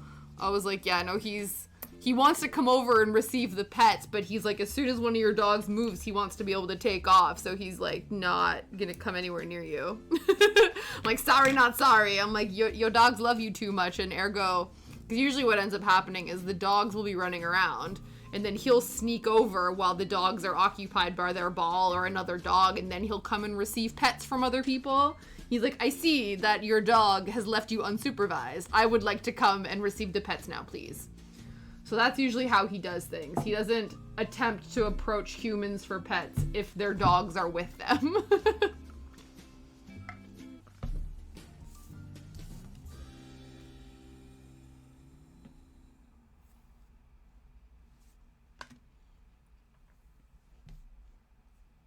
He was getting annoyed with me, though, because I kept stopping to take pictures of cool mushrooms, so I could just hear him in the distance whining. And I'm like, dude, you can keep walking. I will catch up. Just don't go too far. And he's like, gosh dang, Mom, another mushroom. Cut it out. And I'm like, dude, find smells to sniff. I'm busy. But he whines about everything. He kind of is like the boy who whined wolf, unfortunately. So sometimes he's whining because he wants attention. He's whining because like his blanket is slightly inconveniently not in the correct spot. He whines because he wants to lay down, but his toy is where he wants to lay down, and he doesn't understand that he could move it to achieve the same goal. But then he whines when he wants to go outside because his like tummy hurts, or he whines because he's like nervous and stuff like that. So sometimes you just like don't know. So there'll be times where he's whining and you're like, dude, like you're fine. And then next thing you know, it's like, oh no, he actually wants to go outside and eat grass because his tummy's bothering him. But I'm like, sir, if you didn't whine for every single interaction we had with each other, it would be much easier for me to distinguish when you're actually upset, you know? Your boyfriend was the same? Absolutely. It's like, come on. You're like, listen, this thing looks cool and I need to take pictures of it. Yeah, absolutely.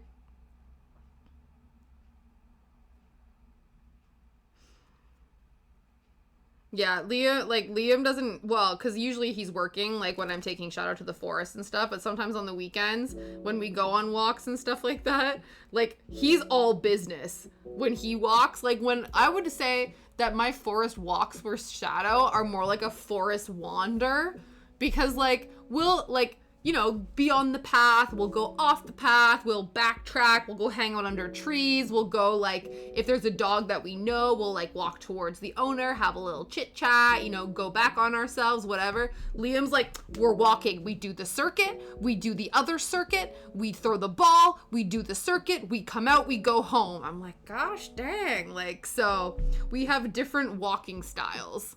So I definitely know that, like, when we're walking, he's like all business. Though he does notice, it was very sweet. One time we were at the dog park and there were like certain, like, because I have this app on my phone called Seek by the company iNaturalist, and it identifies, not very well, the mushrooms it struggles with, 'cause I guess all the mushrooms look the same, but like you can scan like an animal or a plant or a mushroom and it'll try to identify it and tell you what it is. And so there were like a bunch of butterflies and different insects and things in the area. And so as we're walking, he goes, oh, have you identified that plant yet? Or have you identified that butterfly yet? And I'll be like, oh no, I haven't. And so sometimes he points them out, which I think is very sweet. I think it's very nice when he's like, oh, by the way, there's a thing over there that maybe you want to scan. And I'm like, yes, I do. Whereas other times he's like, oh my goodness, why are we stopping? So he gets it. But then he kind of looks at Shadow, and Shadow and him are like, I know, man. Like, what can you do? I'm like, Tasha's got to scan the environment for species identification. Yeah, you do. And then also, too, some mushrooms look cooler from different angles. So you have, like, the top-down version, especially if you're attempting to identify them. In order to do that, you need, like, the top-down version. You need, like, the side where the gills are. You need, like, the side profile. Like, you know. You got to try to capture the mushrooms from their most fabulous angle. So. Oh, does it? Oh, that's sweet. That's very nice. Yeah, right? It has to be enough that it piques his attention to be like, oh, look at this cool thing. Whereas you're just finding the random, like, yeah, because I'm like that too, where I'm like, see this random cluster of just like brown nothingness? That's really cool. Whereas he's like, oh, there's a blue looking thing over there. That's the thing that's exciting. Whereas I'm like, no, every mushroom is exciting.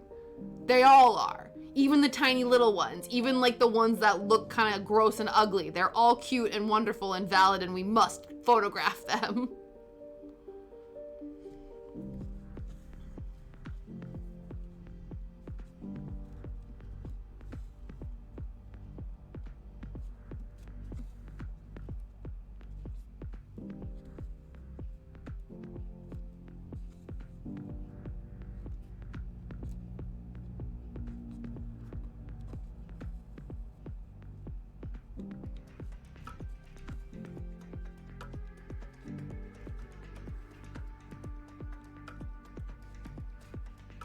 In a fairy house. That's so cool. Oh my goodness. Oh, I love that. Yeah, I remember one time we were walking around, one of the destination weddings we went to was in Ireland, and there was this estate that we stayed on where the wedding, like where the reception was. And because it was an estate, it had like a walking trail. And we were walking through, and I think it was like on a pathway to lead to a playground, but they had like on a tree like little doors and windows to make it like a little fairy house and fairy huts and stuff. And I was like, this is so cool. Oh, 100% Galloway.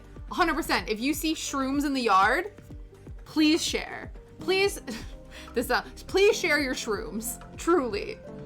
Do not take that out of context, but yes, your shrooms, I would like to see them, please.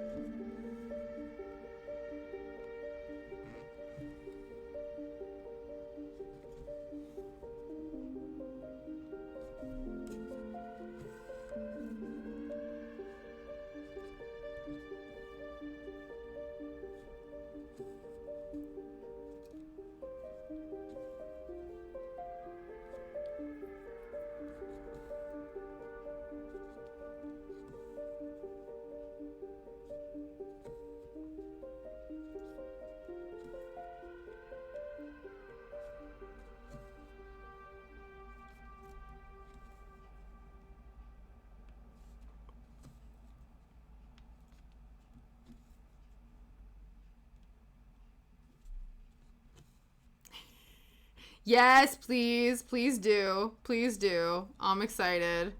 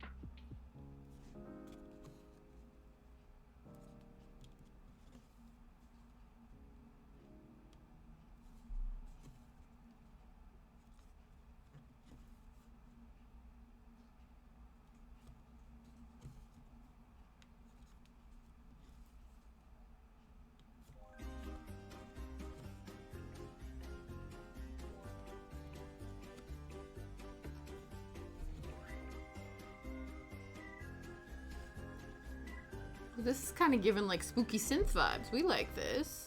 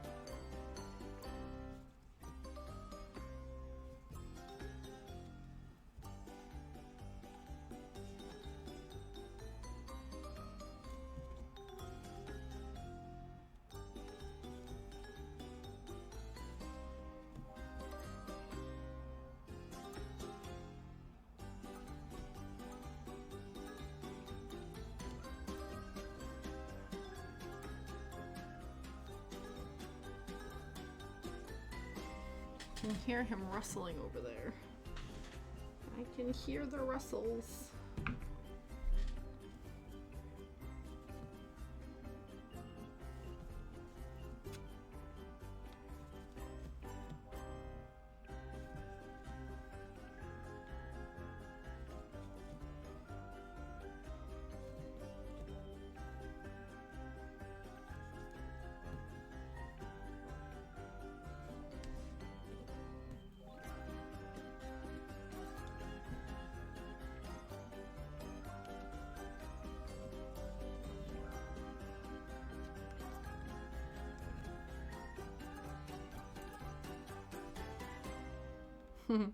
That was fun.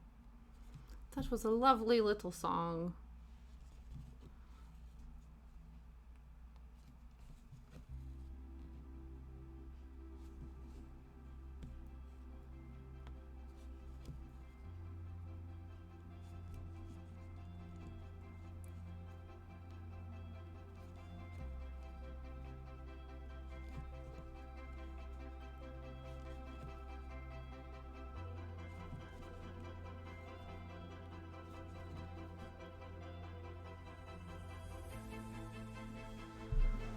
Whew, okay. I feel like I've been like marathon stitching. Let's just sort out. Let's just do a little bit of stretching.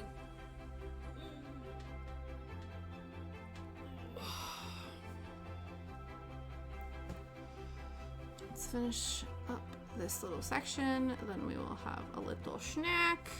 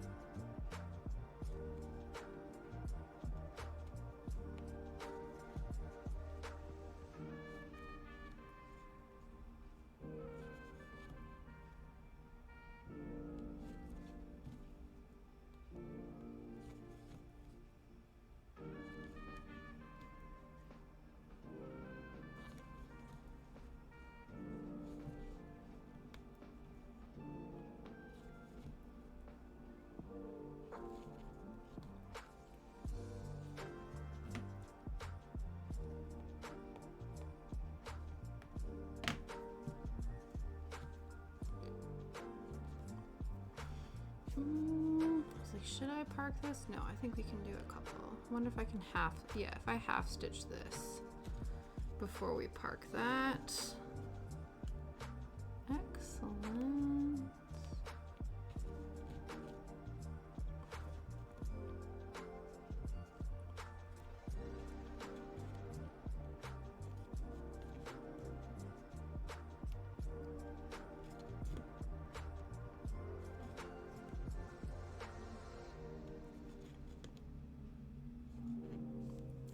Cool.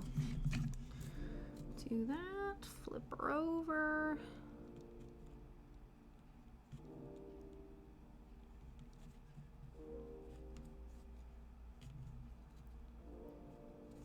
Yeah, no problem, Kat.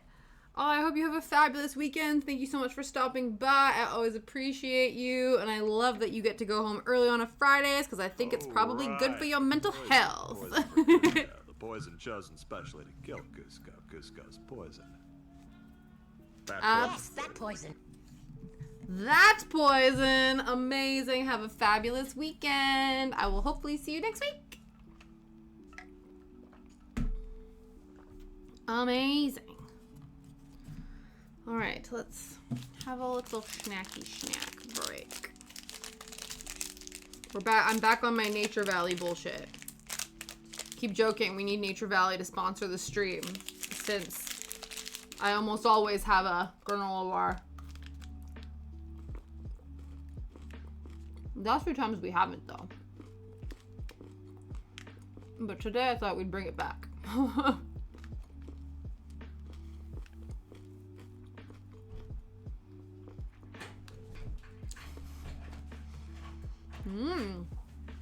Oh my goodness.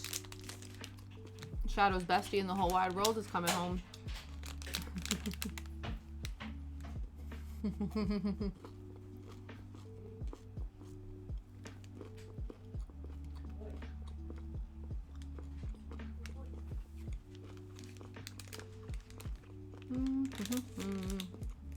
Okay, half of the granola bar has been consumed. We'll save the other half for later.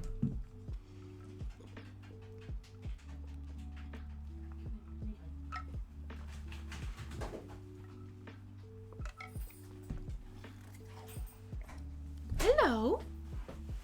Hi, Baba. Hello. Who's home? Yeah, who's home?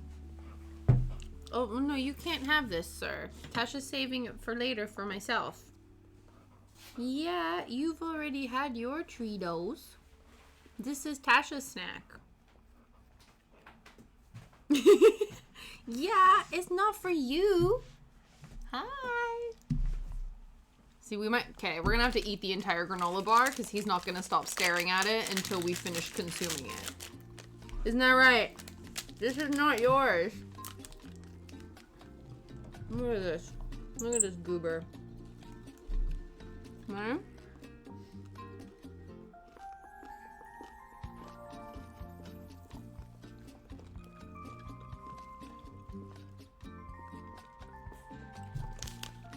Okay. You can't have this. But I can give you the wrapper if you want. He's like, bye! Okay, never mind.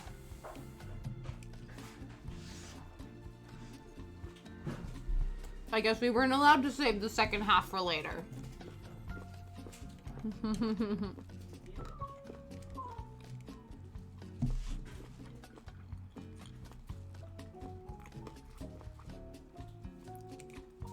I always find when I move this, I can't tell if it's like, because I've taken the focus off. I think I've put it back in the same position though.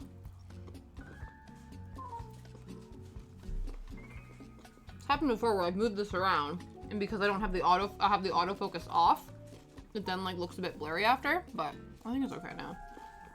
It's fine.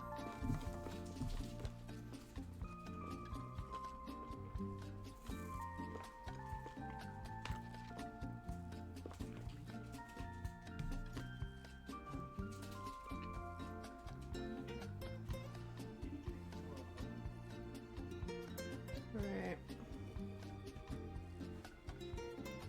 Was it? We have an hour left to finish this section. Surely we'll be able to.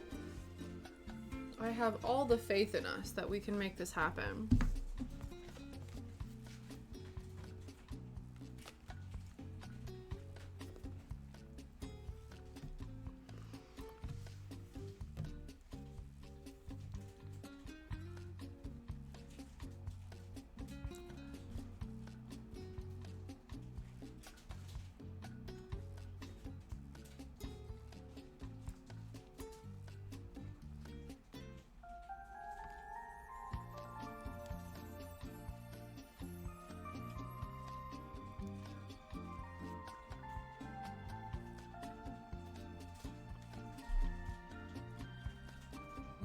Oh, right. Finish these half stitches.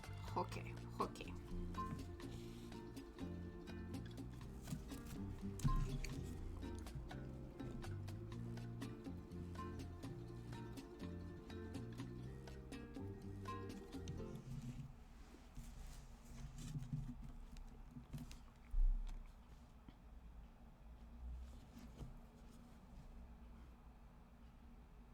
Okay, once we finish this page, if we have more time, I do need to take a minute and take a photo of it because I have an incredible idea for an Instagram caption.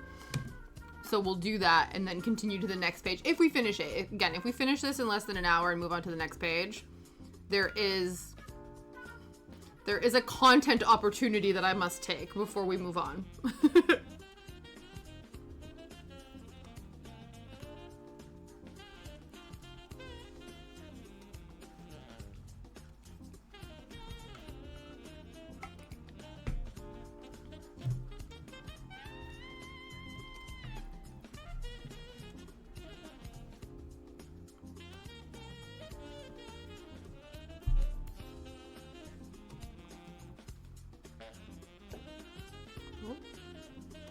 Listen, the sun's not even down.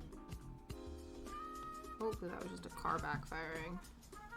We're sort of, again, like, heading into bonfire night in Duvalli. I think some people are starting to, like, set off fireworks a bit early. So we've had a couple instances where there's been fireworks in the evening when there should not be. And then so we sort of have to prep Shadow. Shadow hates it. When we first got him, I think for the first year and a half-ish, like, he was totally fine. But then last year he just wasn't, like, feeling so anxious and upset about it. So we've really, like, kicked the calm down anxiety for this time of year into high gear. But if we can, hopefully. I get it. Like, you know, people like their fireworks, that's fine. I'm quite keen for, you know how, like, now big fireworks displays are, like, they've been, like, half and half, or they've almost, like, turned in. A lot of, like, people are doing drone shows, which you get the fun, pretty lights and all the cool, fun colors, but it's drones instead of kabooms. I also think, too, that I've not looked into them, but I remember seeing it online that there are fireworks companies that are trying to develop fireworks that don't make as loud of a noise when they go off.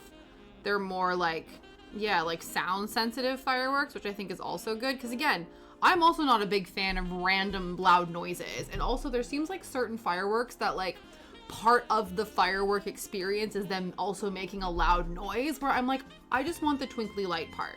Just give me the twinkly light part, none of the big random booming. I also think too, like, as I've gotten older, just, like, random sudden loud noises, like, hit me in the chest. It was so jarring. I realized it when I finished work the other week and we had an event, and so we had balloons hanging up in the front room. And at the end of the day, they were like, oh, well, we don't need the balloons anymore. Like, we can take them down now. And then my coworker was like, oh, so we can pop them to then stick them in the bin, sort of thing. And she just goes, and I'm thinking, okay, we grab some scissors, we do it, like, gently. She just full on starts taking the balloons and hugging them until they pop. And so I'm just sitting there, like, thinking, okay, and all of a sudden I just hear bang, bang, and I'm just like, ugh, it, like, hits me in the chest. So she was having a grand old time, and I'm sitting there flinching every time one of them popped. But that's okay.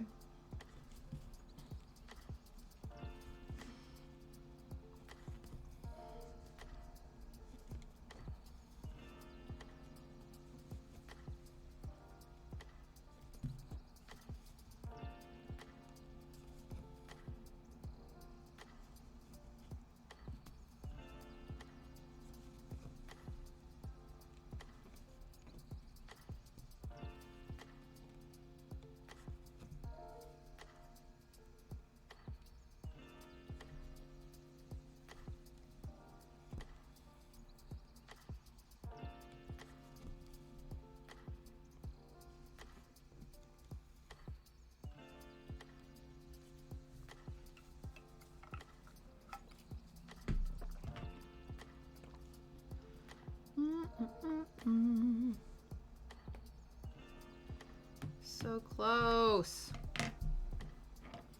What is it? We have 1, 2, 3, 4, 5, 6, 7, 8, 9, 10, 11, 12, 13, 14, 15, 16. 16 by 1, 2, 3, 4, 5, 6, 7, 8, 9, 10. Yeah, so we have 160 stitches left on this page.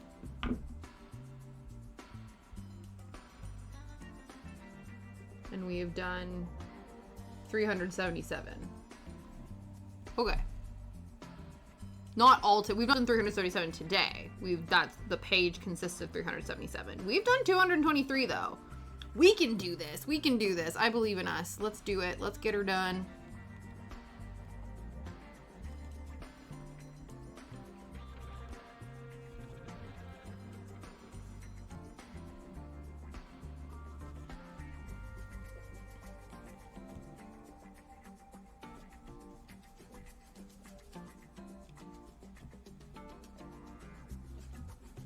Oh no. Oh no. Oh no, is that gonna be, yeah, it's fine. Okay. For some reason they like went into each other and I thought that maybe I had like caused a knot, but I didn't. It's fine.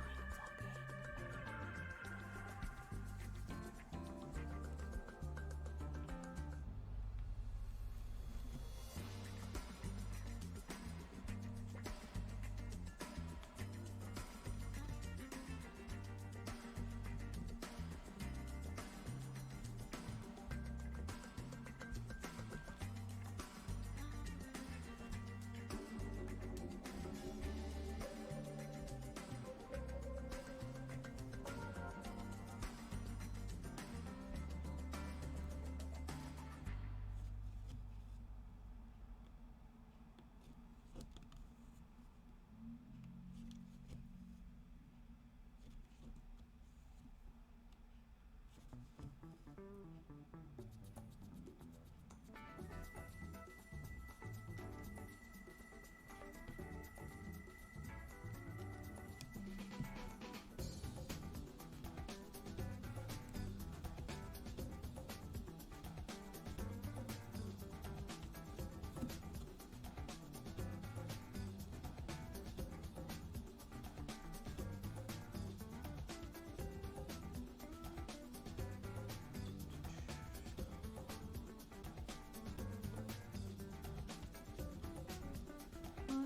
Half stitch these rows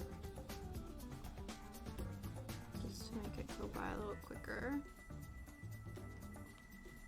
Now I don't know how much faster. I think probably it is like if you half stitch a row and then you go back the other way and like finish the stitches versus doing like each individual stitch every time. I think there probably is like logic behind the fact that this is quicker, but I don't know. I think it just depends on like your mood, your current dexterity in the moment, how much the caffeine has worn off out of your system from your morning coffee. Plenty of factors. Oof.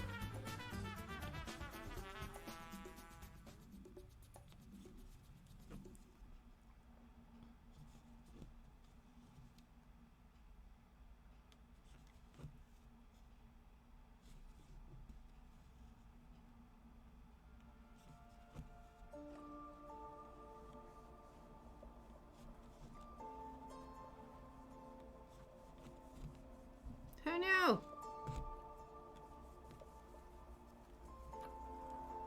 That is not a slip knot, that's a knot. Oh dear.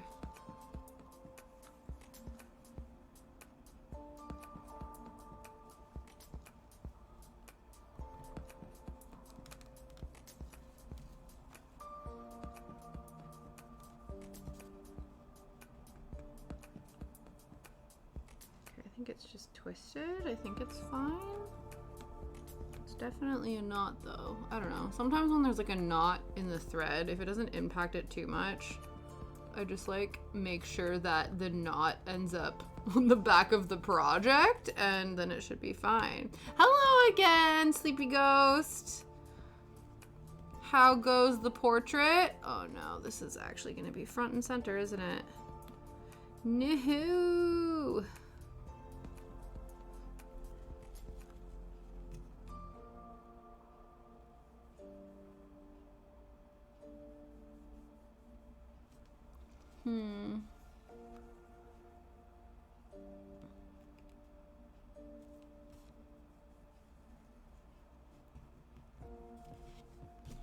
Don't think this needle is sharp enough to tease out what we need it to do. Oh, brows are done. That's all right. The brows will help frame the eyeballs. There we go. Okay, we fixed it. We fixed it. We got there in the end. That would have put a real damper on our plans to finish this page.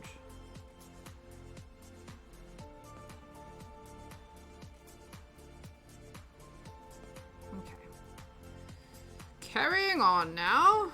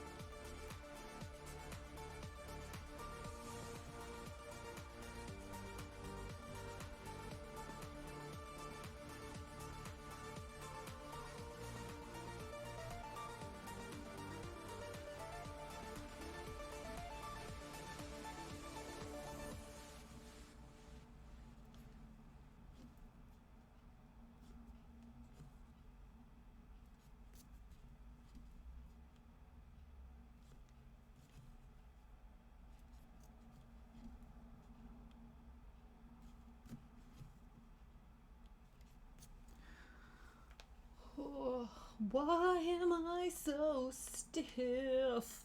Okay, keep going.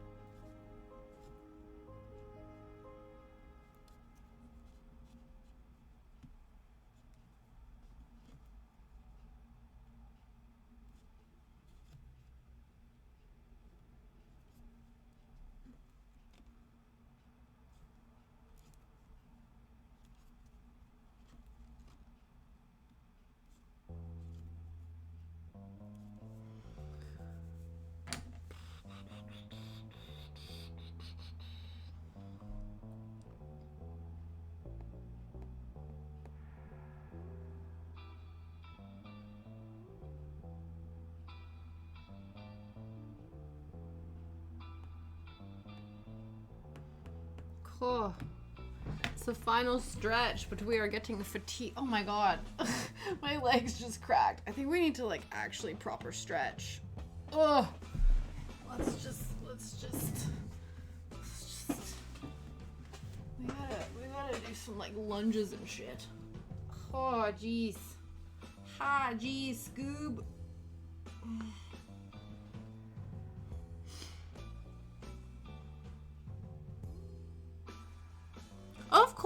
course. Of course you can. Oh my goodness. Yes, absolutely.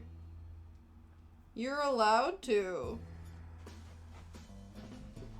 Absolutely. And then I'll whisper you that link and then you can join. We're having a Discord movie watching party tonight as well. If anyone else is... Whoa! Oh my goodness! If anyone else is interested... Where were you? I think you were like here or something. You can live here.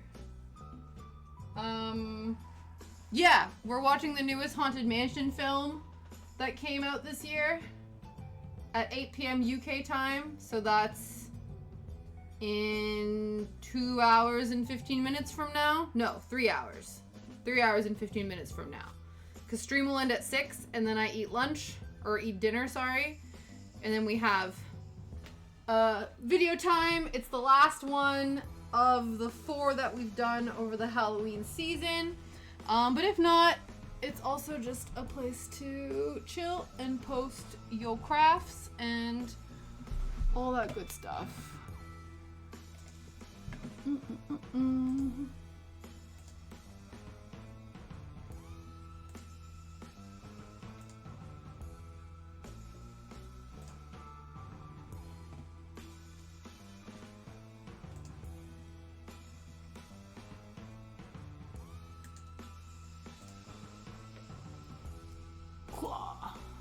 There we go.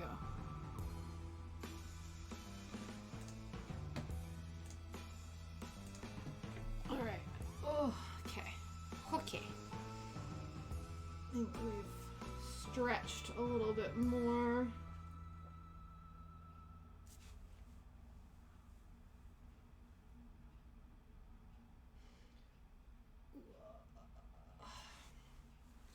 Okay.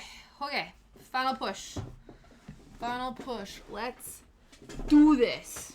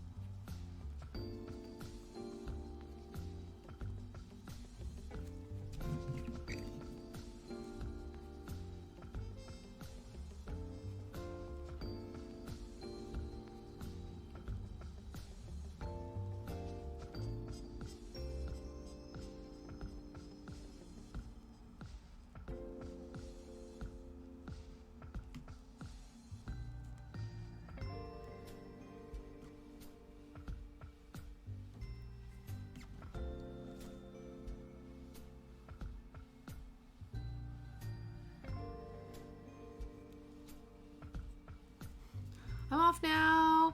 Yes, I will. Hopefully we get the other one done, and then, or we get this half done, and I will post. Thank you so much for stopping by, Sammy, and I'm excited to check out what I assume is Mushroom Madness post over on your Instagram later. Enjoy the rest of your day.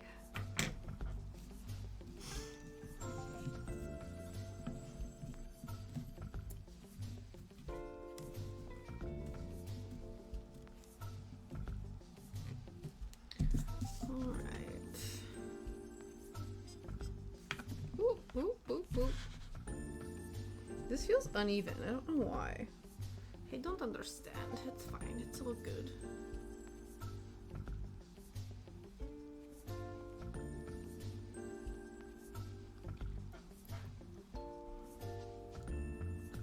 For a brief second, I was like, oh man, where's Shadow? And then I'm like, no, upstairs with his bestie. Amazing! Oh, I'm so excited. I'm so excited.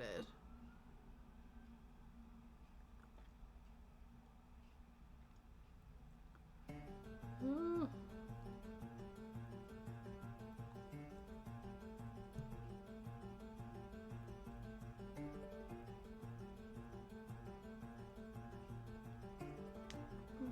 Okay.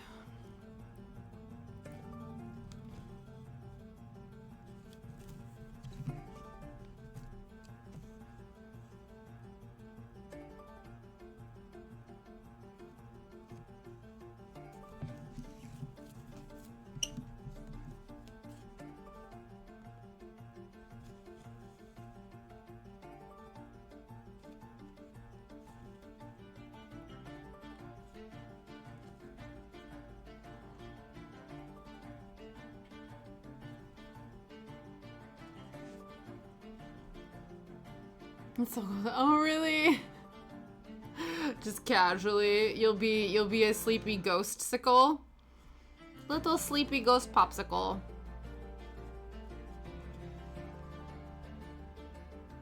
Yeah, it's one of those where I'm liking that I get to bundle up now and I get to wear like sweaters and things like that, but sometimes it's like as soon as you get, the worst is when you get all cozy and you pile all the blankies on top of yourself and you curl up into a burrito on the sofa and then you have to pee. Or you have to get up and make a snack. Or Shadow wants to be let outside and you're like, I have to unravel myself from the cocoon and I don't want to.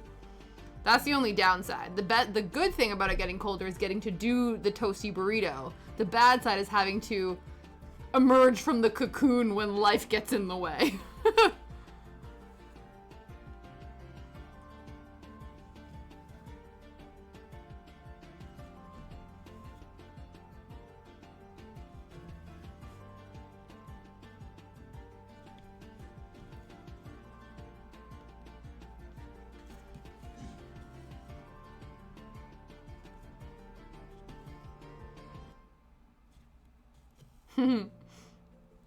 Yeah.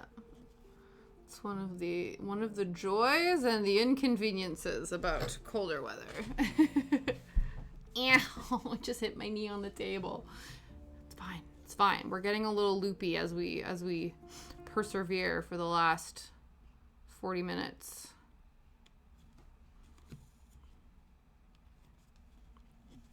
Completion is imminent though. I feel it's gonna happen.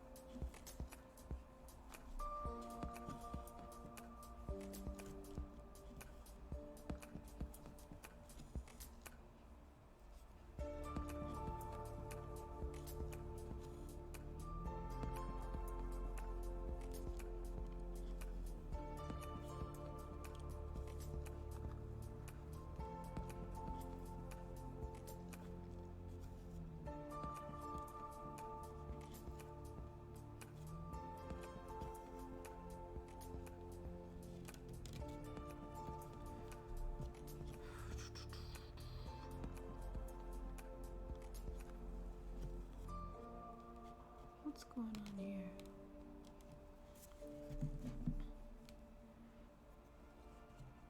Oh, I see. I see.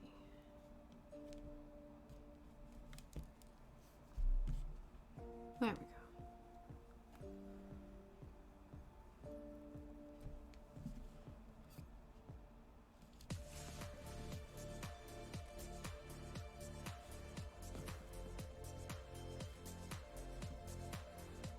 Oh no. feel like sometimes the Aida cloth, 12 count Aida has pretty like distinct corner holes, but every once in a while I find that like the needle slips slightly and it goes through a section that isn't, it's like one strand over, and you're like, this is gonna look wonky if I don't fix it. Listen, this part of the thread is not cooperating. How about you? There we go. Perfect. Did it happen again?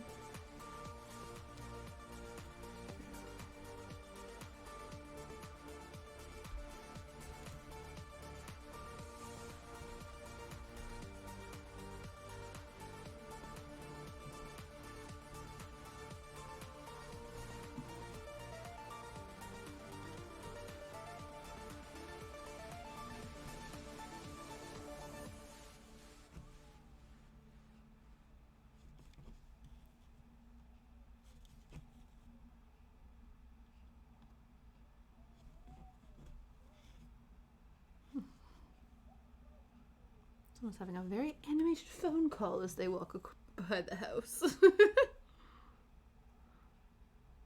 To be fair, though, you kind of have to yell because it's like right on the main road. So if you're gonna be, sometimes I see people like when I'm walking up the road with Shadow and like I can't even hear myself think and people are trying to have conversations on the phone. I'm like, how are you even able to hear each other? How are you not having to yell into the receiver in order to hear, for them to hear you? It's just car sounds.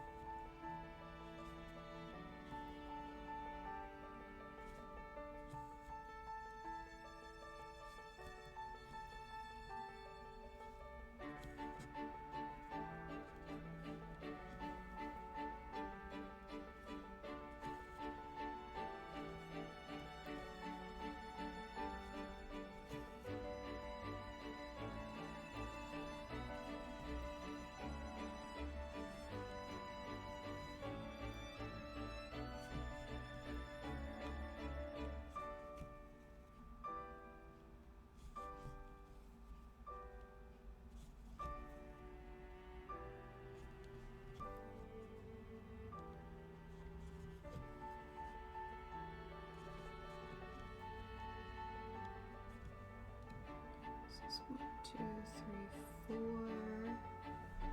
1, 2, 3, 4. Yeah, 1, 2, 3. 1, 2, 3.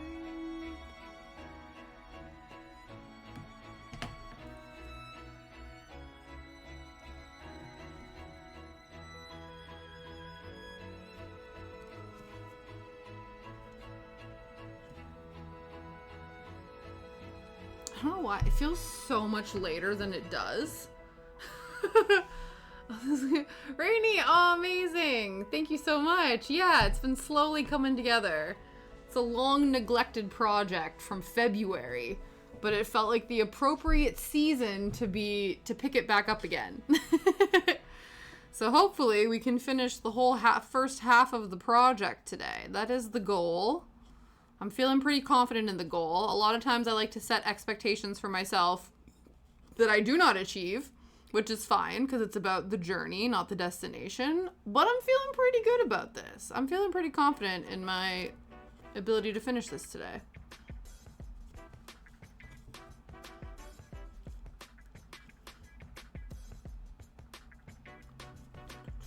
Get that? Yes. Yep. Absolutely. Absolutely. I was so good when I first started out of like, I'm only going to work on one project at a time. And then I was like, maybe I'll work on 2 projects at a time. And now every time I go up into my craft room, there's about 5 whips staring at me, judging me when I go and decide to start something new. Yeah, 100%. I 100% feel that. Absolutely. So yeah, trying to take full advantage. We've been working on this all week, and yeah, the fact that we've gotten even this far has been pretty remarkable.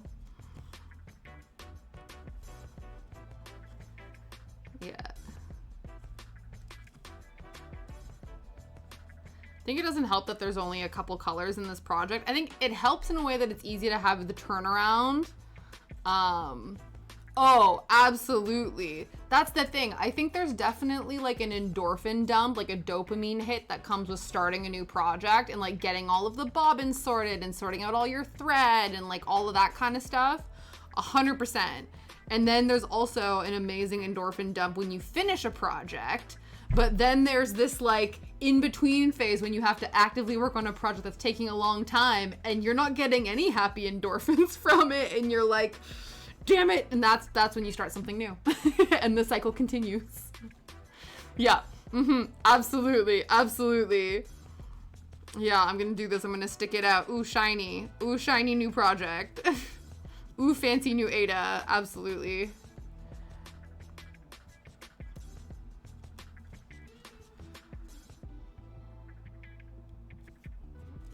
I think that's why it's nice that I'm able to like to break this up into like pages where I'm like, I'm almost done this page. So then I still get the endorphin dump of like, oh my God, I finished something, even though it's not the entire project. You know what I mean? Alrighty, thank you so much for the follow. I appreciate that. Yeah, so it's nice to break down a project in ways that you're like, I finished this entire page. This is great. In my defense though, none of these pages are full coverage. How daunting it is when you pull up a cross-stitch chart and the page is full coverage and you're like, we gonna be here for months. But then when you get to the ends of the project and there's only like 4 stitches on a page and you're like, heck yeah, we can crush this.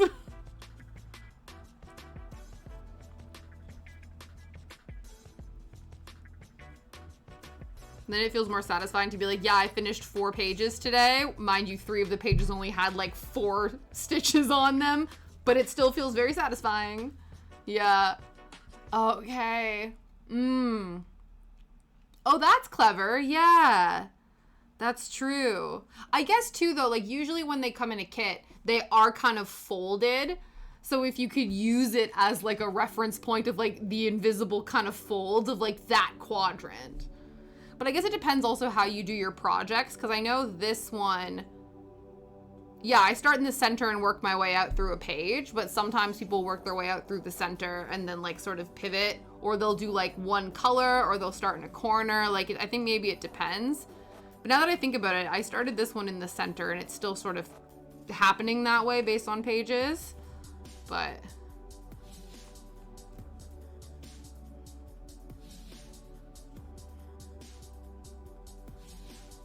That's so cool though. Which kits did you pick up? There's something nice about a kit too, where like you just have everything you need. You don't have to like go around trying to find everything. It's just all nicely together for you.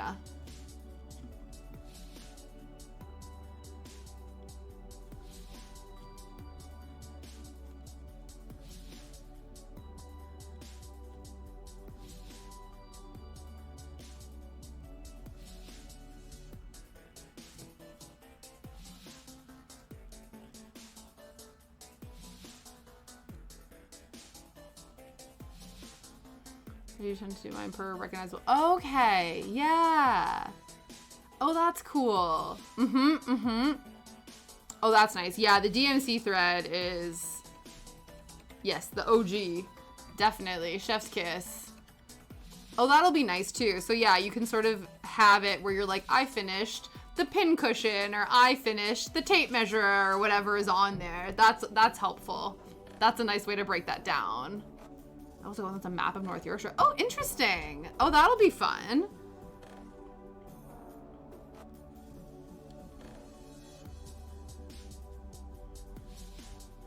Is there a lot of like white space on that, or is it a full coverage piece?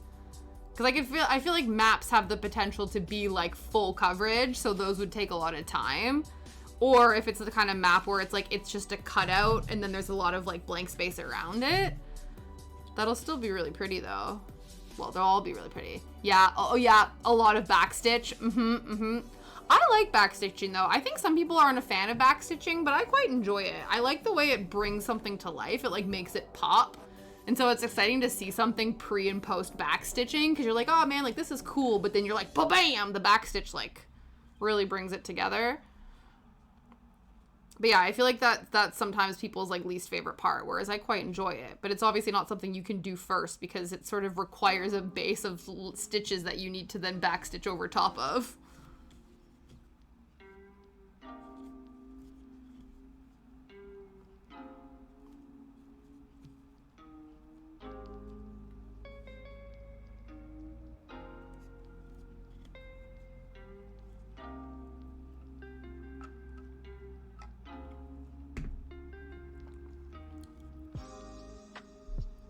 I draw my. Oh yeah.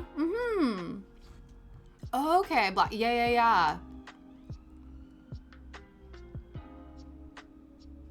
Oh cool. I don't think I've ever heard of a whole bean stitch. Whole bean. That's one thing. Like I've done a lot of cross stitching, and I've only dabbled in embroidery. I know some of the skills are transferable, but some of the techniques are a bit more specific to embroidery. But that's really cool. I think the only thing that I would have an issue with, I think sometimes when I work on projects that are just one solid color, I then get bored. But sometimes the solid color piece looks really, really pretty. I have a cross stitch kit that's like an Alice in Wonderland themed one, but the entire thing is like a silhouette of the like Mad Hatter Tea Party scene. And so it's just all black. And so I'm excited about it because I think it'll look really striking when it's done. But I'm also concerned that I'm going to take forever to do it. That's why I've not started it yet. Because I'm like, it's going to take forever. Because I'm going to be like, oh my god, all I see is this one color.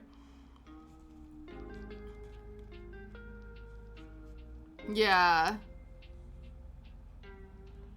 Hi, Kay. Good morning. How are you? That sounds really cool, though. That sounds like such a cool pattern. And that makes sense as one that would be entirely black work. That would definitely make sense, but it would be, I'm sure that would be really striking. Yeah, definitely get bored with just one color. Yeah, definitely. I was gonna say, Kay, what's your whip pile at? I don't know if I to be fair, I didn't count, but I definitely know that I at least have 3. That I'm currently, two that I'm actively been working on. 3, 4, 5. There was that kit. 6 if you count the kit I've not even started yet. Yeah. At least one hand's worth of projects on the go. Yeah, unfortunately, I think it is getting to that point for me as well. Where I'm like, oh yeah, I forgot about that one. My partner's aunt got me a kit for I think it was for Christmas or my birthday a few years ago, and it was from Amazon. And you can tell it was something that was like translated from another language because it has the longest title. It's just called Girl Sitting on Dragon Reading a Book. And like that's the name of the title. And so yeah, it's the longest cross-stitch title in existence, but it's also a very large project with a lot of colors. So I started that, and it's like a work in progress. How many work in progress on the go projects do you have of the craft variety? Large swaths of one color, yeah. It is definitely. Yeah, there definitely was a moment with even this one that I'm like, oh, we need to do this part. We need to do the eyes and part of the mouth just so that I feel like I'm doing something more than just stitching white on white like a silly goose. Yeah. You mean dedicated reader right there? Yeah, absolutely, absolutely. Yeah, also a good title. Trello to keep track of my projects. Wow. You're being snarky. That's fine, that's fine. Hey man, it's all good. I'm like, guys, the sun is going down, so my brain is shutting off, so my ability to perceive humor at the moment, it's all gonna fly over my head now.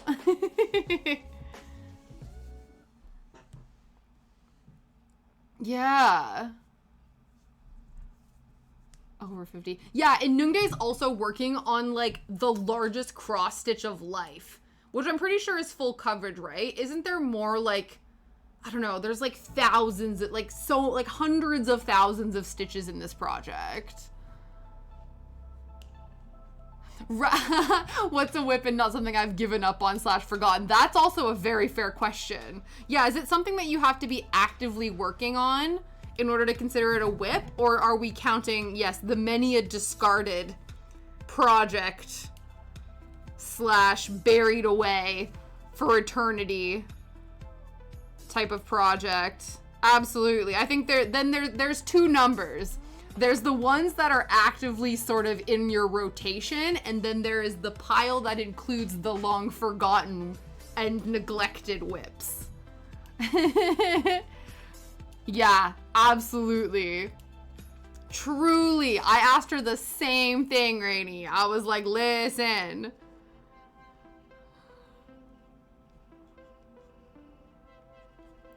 It's so detailed. It's like incredibly detailed. I think there's so much like sort of popcorn stitching as well because it's such like a detailed image. So you find you need like, because I found that with the Princess Jasmine, the one that I'm working on, where her clothing is so popcorn stitchy because they're trying to get the shades and like the way the light hits and the shadows and stuff like that. So it'll be like a bunch of different of like one light blue and then a slightly darker shade of that same blue and then a slightly darker shade of that blue and then a kind of more greeny version, and they all come together in a tiny square and then it just looks like one cohesive color. It's wild. I love big complicated stuff. Yeah. Oh, again, now there's a third number. So we're counting cross stitch / embroidery, but we also could then extend that to other crafts. Oh, you meant like the scarf I was meant to finish 4 winters ago. Or my niece's baby blanket. I respect it. I respect it. Yeah.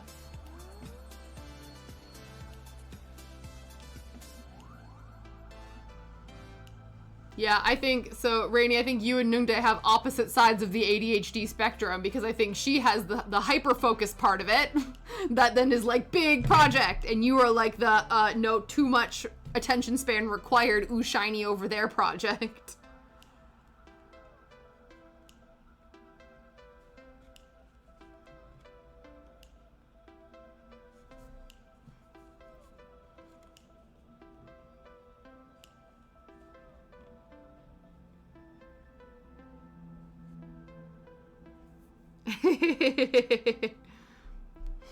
Touche, Nungdae, touche. She's like, I love that project, but also ADHD brain shiny new project over here. Absolutely.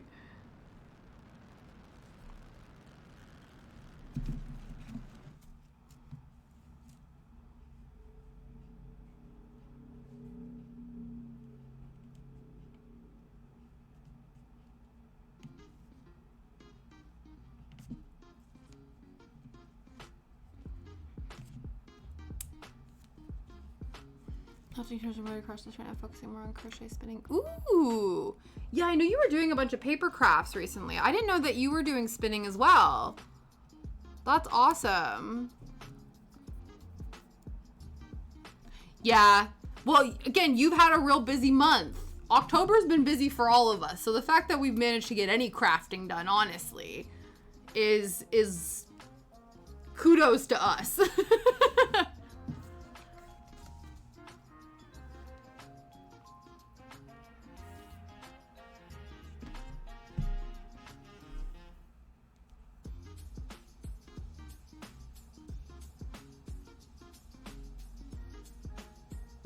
Yeah, that's also fair.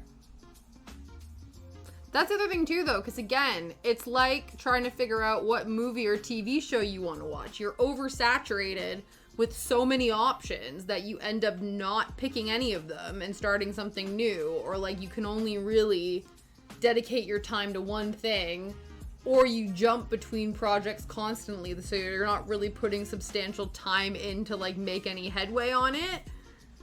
It's a complicated time. There's an oversaturation of projects. So many cool crafting projects, so little time. So it's difficult to decide how you want to spend that time. And then God forbid life gets in the way and you got to do things like work and like feed yourself and take care of things, and you know, it's a lot of time that gets taken away by life, and there's less time for crafting.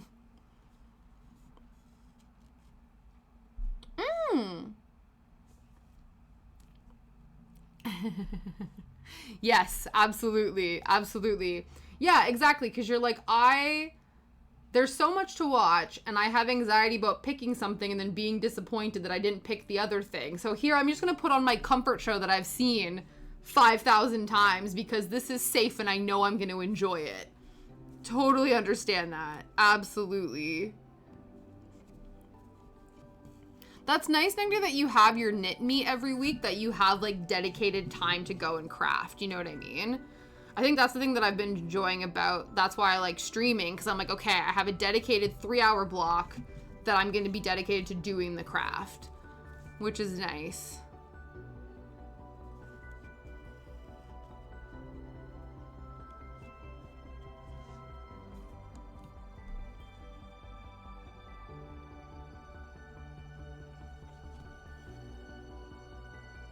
Oh my goodness, where has the time gone?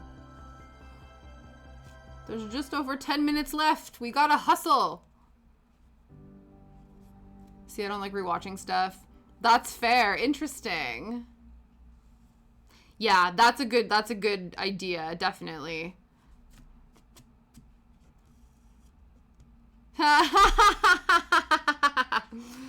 Yeah, we've noticed that we actually are just a symbiotic entity. I don't know if you guys knew this, but like we all exist. We all share the same brain. We just kind of like pass it back and forth to each other as and when we need it. So you know when you have that like moment of brain fog where you're like, why the hell did I walk in this room? It's because I borrowed your brain and then I gave it back to you afterwards. That's exactly what this is. It's a symbiotic switching of the brains. Load of fun and crafting group. Yeah. Oh, you disbanded. Oh, that's frustrating. Yeah. Absolutely.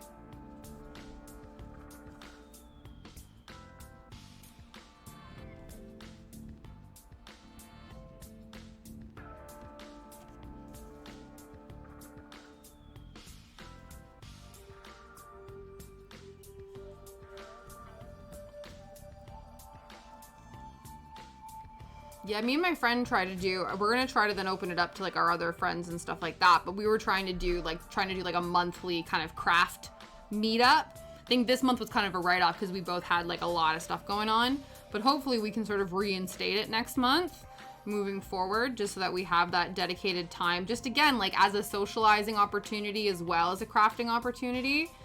But yeah, it is hard. It's again, like you said, the conflicting schedules and like life happens. So, yeah. Yeah, so it sounds like you had to do some digging to sort of find one.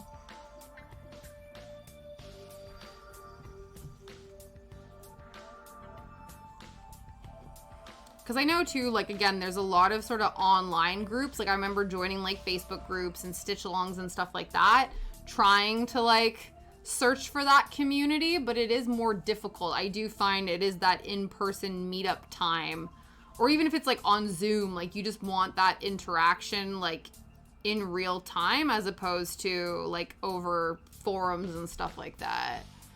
Yeah. That's another factor as well.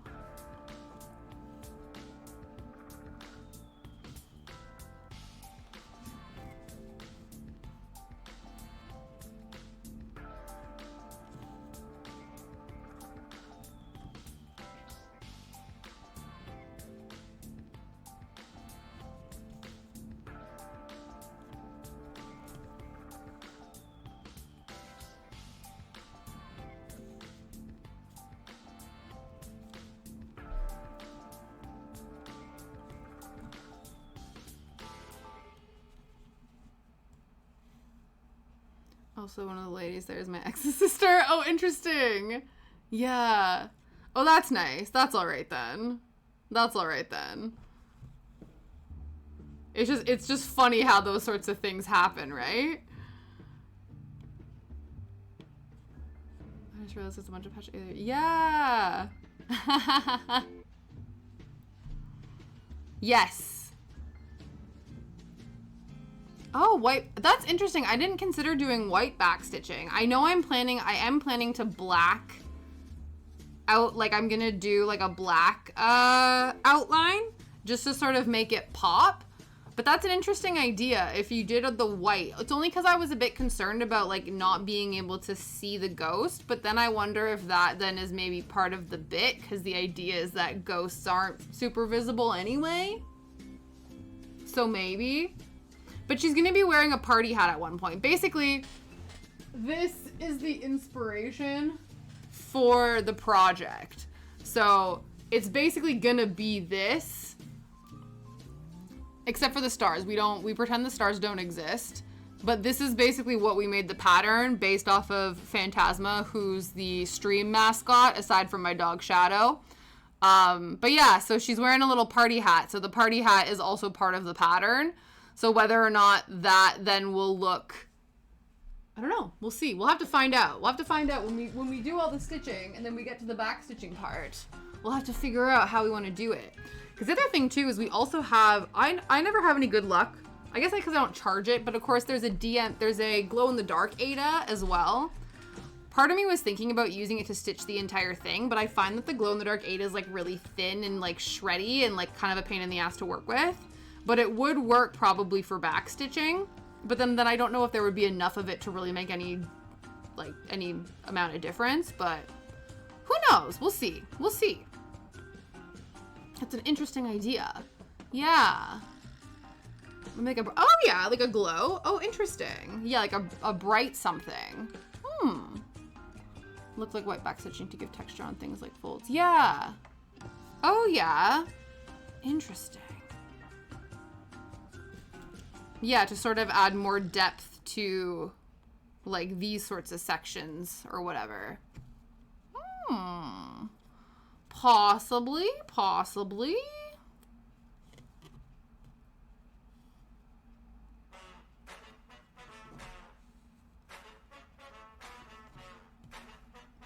Yeah, if we did sort of like a bright green, like a sort of like if you were to have like cracked a glow stick around her, maybe.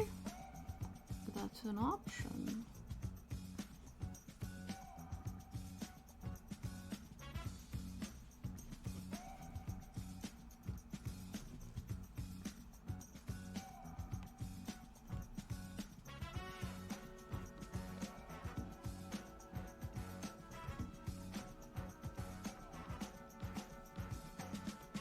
Oh, thank you. Yeah, absolutely.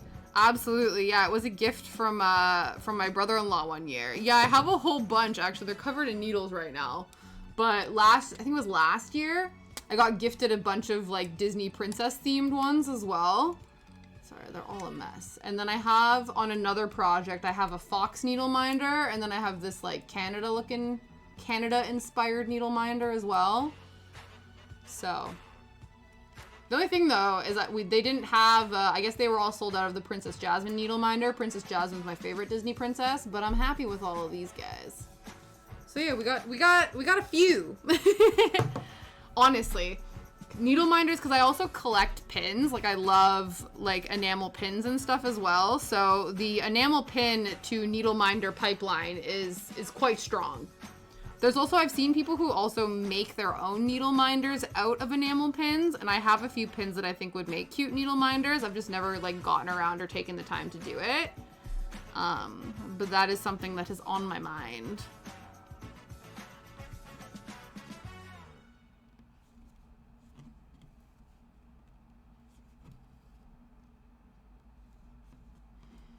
Oh, that's cute.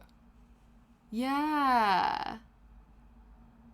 Oh my god, that's so cute. Oh, I love that. I love how it's like an interactive needle minder, and the fact that like the needles add to the image.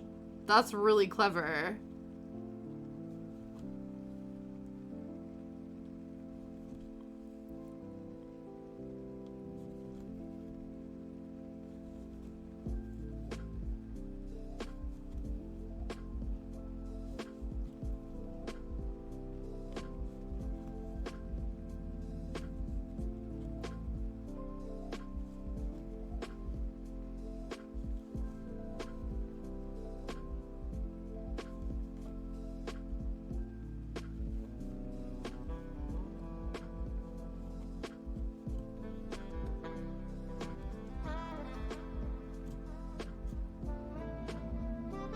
do get paranoid because this is white on white and my like direct, like my natural light is disappearing, that I'm like, oh, I better make sure I'm completing all these stitches. Nothing's worse than when you finish a project and realize you've only half stitched a stitch, so you need to thread up just to stitch not even a full stitch in order to complete it. Because it is noticeable. You think it's not when like a full, like when there's only a half stitch somewhere where it's not supposed to be, but it's apparent. It is obvious. Such a pain. So thankfully, again, knock on wood, that we don't encounter as such, but so far we've been okay.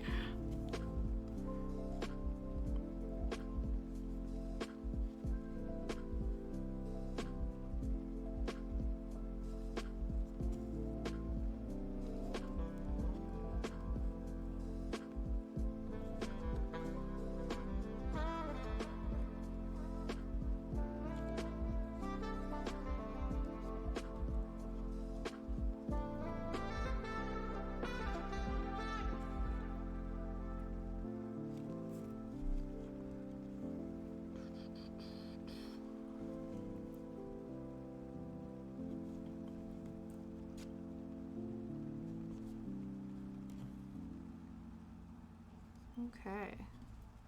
Hopefully, I think we'll have enough thread on this last piece here to finish all of this. If not, we'll be playing an intense game of floss chicken. But it should be okay.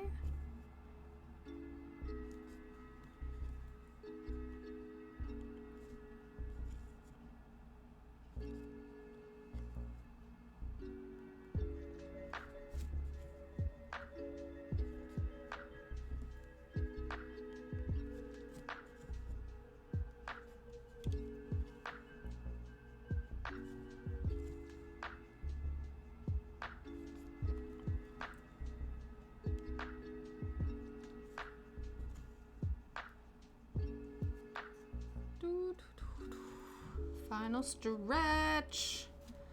Okay.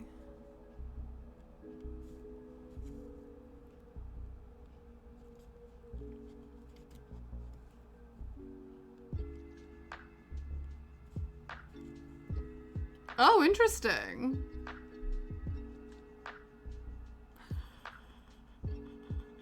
What a bizarre advert. Oh dear. Do you ever find that sometimes when we're watching, like YouTube and stuff, there'll be an advert and it'll be a skippable advert, but like my partner Liam and I will just sit there and try to figure out what they're trying to sell us. We're like, what is this an advert for? And sometimes we'll be like, didn't expect that. We didn't think that, I guess then that's it working if it's making us watch it to the end, but yeah, absolutely. Yeah, it's so interesting. We were kind of like, I don't know what you're trying to sell me, but I'm gonna remember this weird-ass advert, that's for sure. I'm like, I have no intention of procuring your product because you just promoted it in a very odd way, but interesting.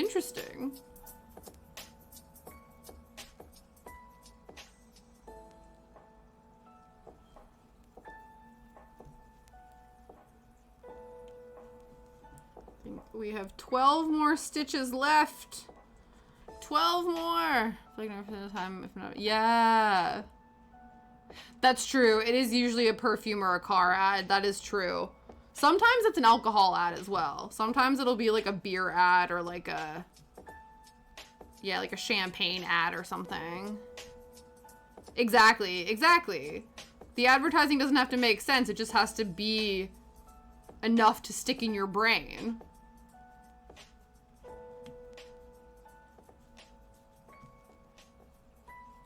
It's interesting though, because now that I think about it, I feel like back in like the 80s and 90s, like it was all about the jingle, you know what I mean? But like very rarely now, maybe there is more of like, because we don't have cable, so maybe the adverts that are on cable are, they still rely on the jingle, but like I've not heard a jingle in such a long time that it's more about like the audacity of the advert of itself that's memorable, as opposed to like back in the day when you would remember a song to go with a product. That's fair. That's true. They're like, look at how much fun and crazy zany time is happening. That's what'll be you if you drink our product. And you're like, that's not how life works. That's not how it works. Oh, it's getting a bit close. It's getting close with this bit of thread. So once we finish these stitches, we will be raiding out. So if anyone has any raid suggestions, let me know. If not, we will see which of our lovely friends is online and we will go and raid them. Reminder tonight, if you're not on the Discord, it's a channel point redeem, but we're having a Discord watch party tonight of the newest Haunted Mansion film at 8 p.m. UK time. So that's in 2 hours. If not, we are also doing Subaween on Tuesday. So I'm starting stream at 1 p.m. UK time with the potential for it going to 8 hours, depending on how many subs and bits we get. We have all sorts of fun Halloween-esque plans planned for both myself and for my dog Shadow to participate in. It's gonna be a fun time, so hopefully we see you there. You get jingles occasionally here, but it's either subtle. Yeah. Oh yeah, to be fair, yeah, the Moon Pig one. That's true. That's true. Oh yeah, the We Buy Any Car one. You're right. Now that I think about it, yeah, there are jingles, but they suck. Off to roller skating. Amazing noonday. Enjoy. I hope the music isn't as infuriating as it normally is. And have an amazing time. Yeah, Shadow will get involved. At one point, one of the sub milestones, I guess, we're doing Halloween food taste tests. And so it was much easier to find Halloween-themed dog treats for Shadow to eat as opposed to gluten-free Halloween goodies for Tasha to consume. So that was interesting, but it'll be a fun time. Yeah, honestly. It's gonna be good. Okay, 2 more stitches with the tiniest bit of floss left. I think we can win this game of floss chicken. I am determined. I am determined.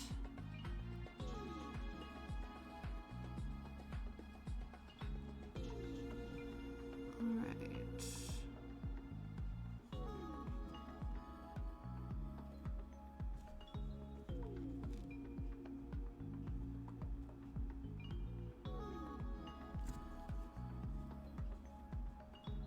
Oh, it's gonna be toy. It's gonna be really interesting having to park these stitches, but it's fine. I'm committed. Oh my god, no way! Celiac homies! High five! Not that it's something we want to high five about. Yay, autoimmune people! Yup, yup. I was ranting about that where I was like, listen, how come all of the savory gluten-free options have wheat in them? Yes, they do. Yeah, Morrison's is actually really good for their Halloween stuff. I actually I found a few items for taste testing. And they do a bunch of like savory gluten-free stuff as well, but it's like the store-bought stuff, like, or the refrigerator stuff that you have to cook. But yeah, it was so annoying. Most of the gluten-free options, or the stuff not containing gluten, end up being like just chocolate or marshmallow or like sour candies. And I'm like, I'm not gonna buy 5 different bags of like sour gummy worms. You know what I mean? Oh my god, you're like my mom. Yeah, my mom is celiac and also can't do nuts and also struggles with dairy. Yep. Yep, isn't that? Yep. I understand.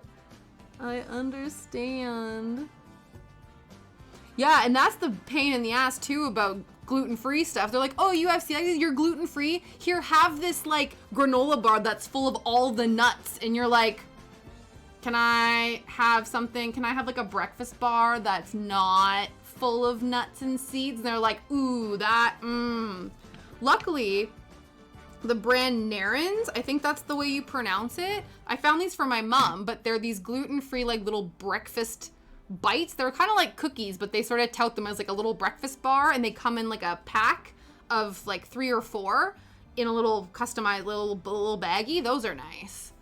But yeah, the struggle. Char's pretty good. Ooh, yes, I think I've had the Pringles knockoffs.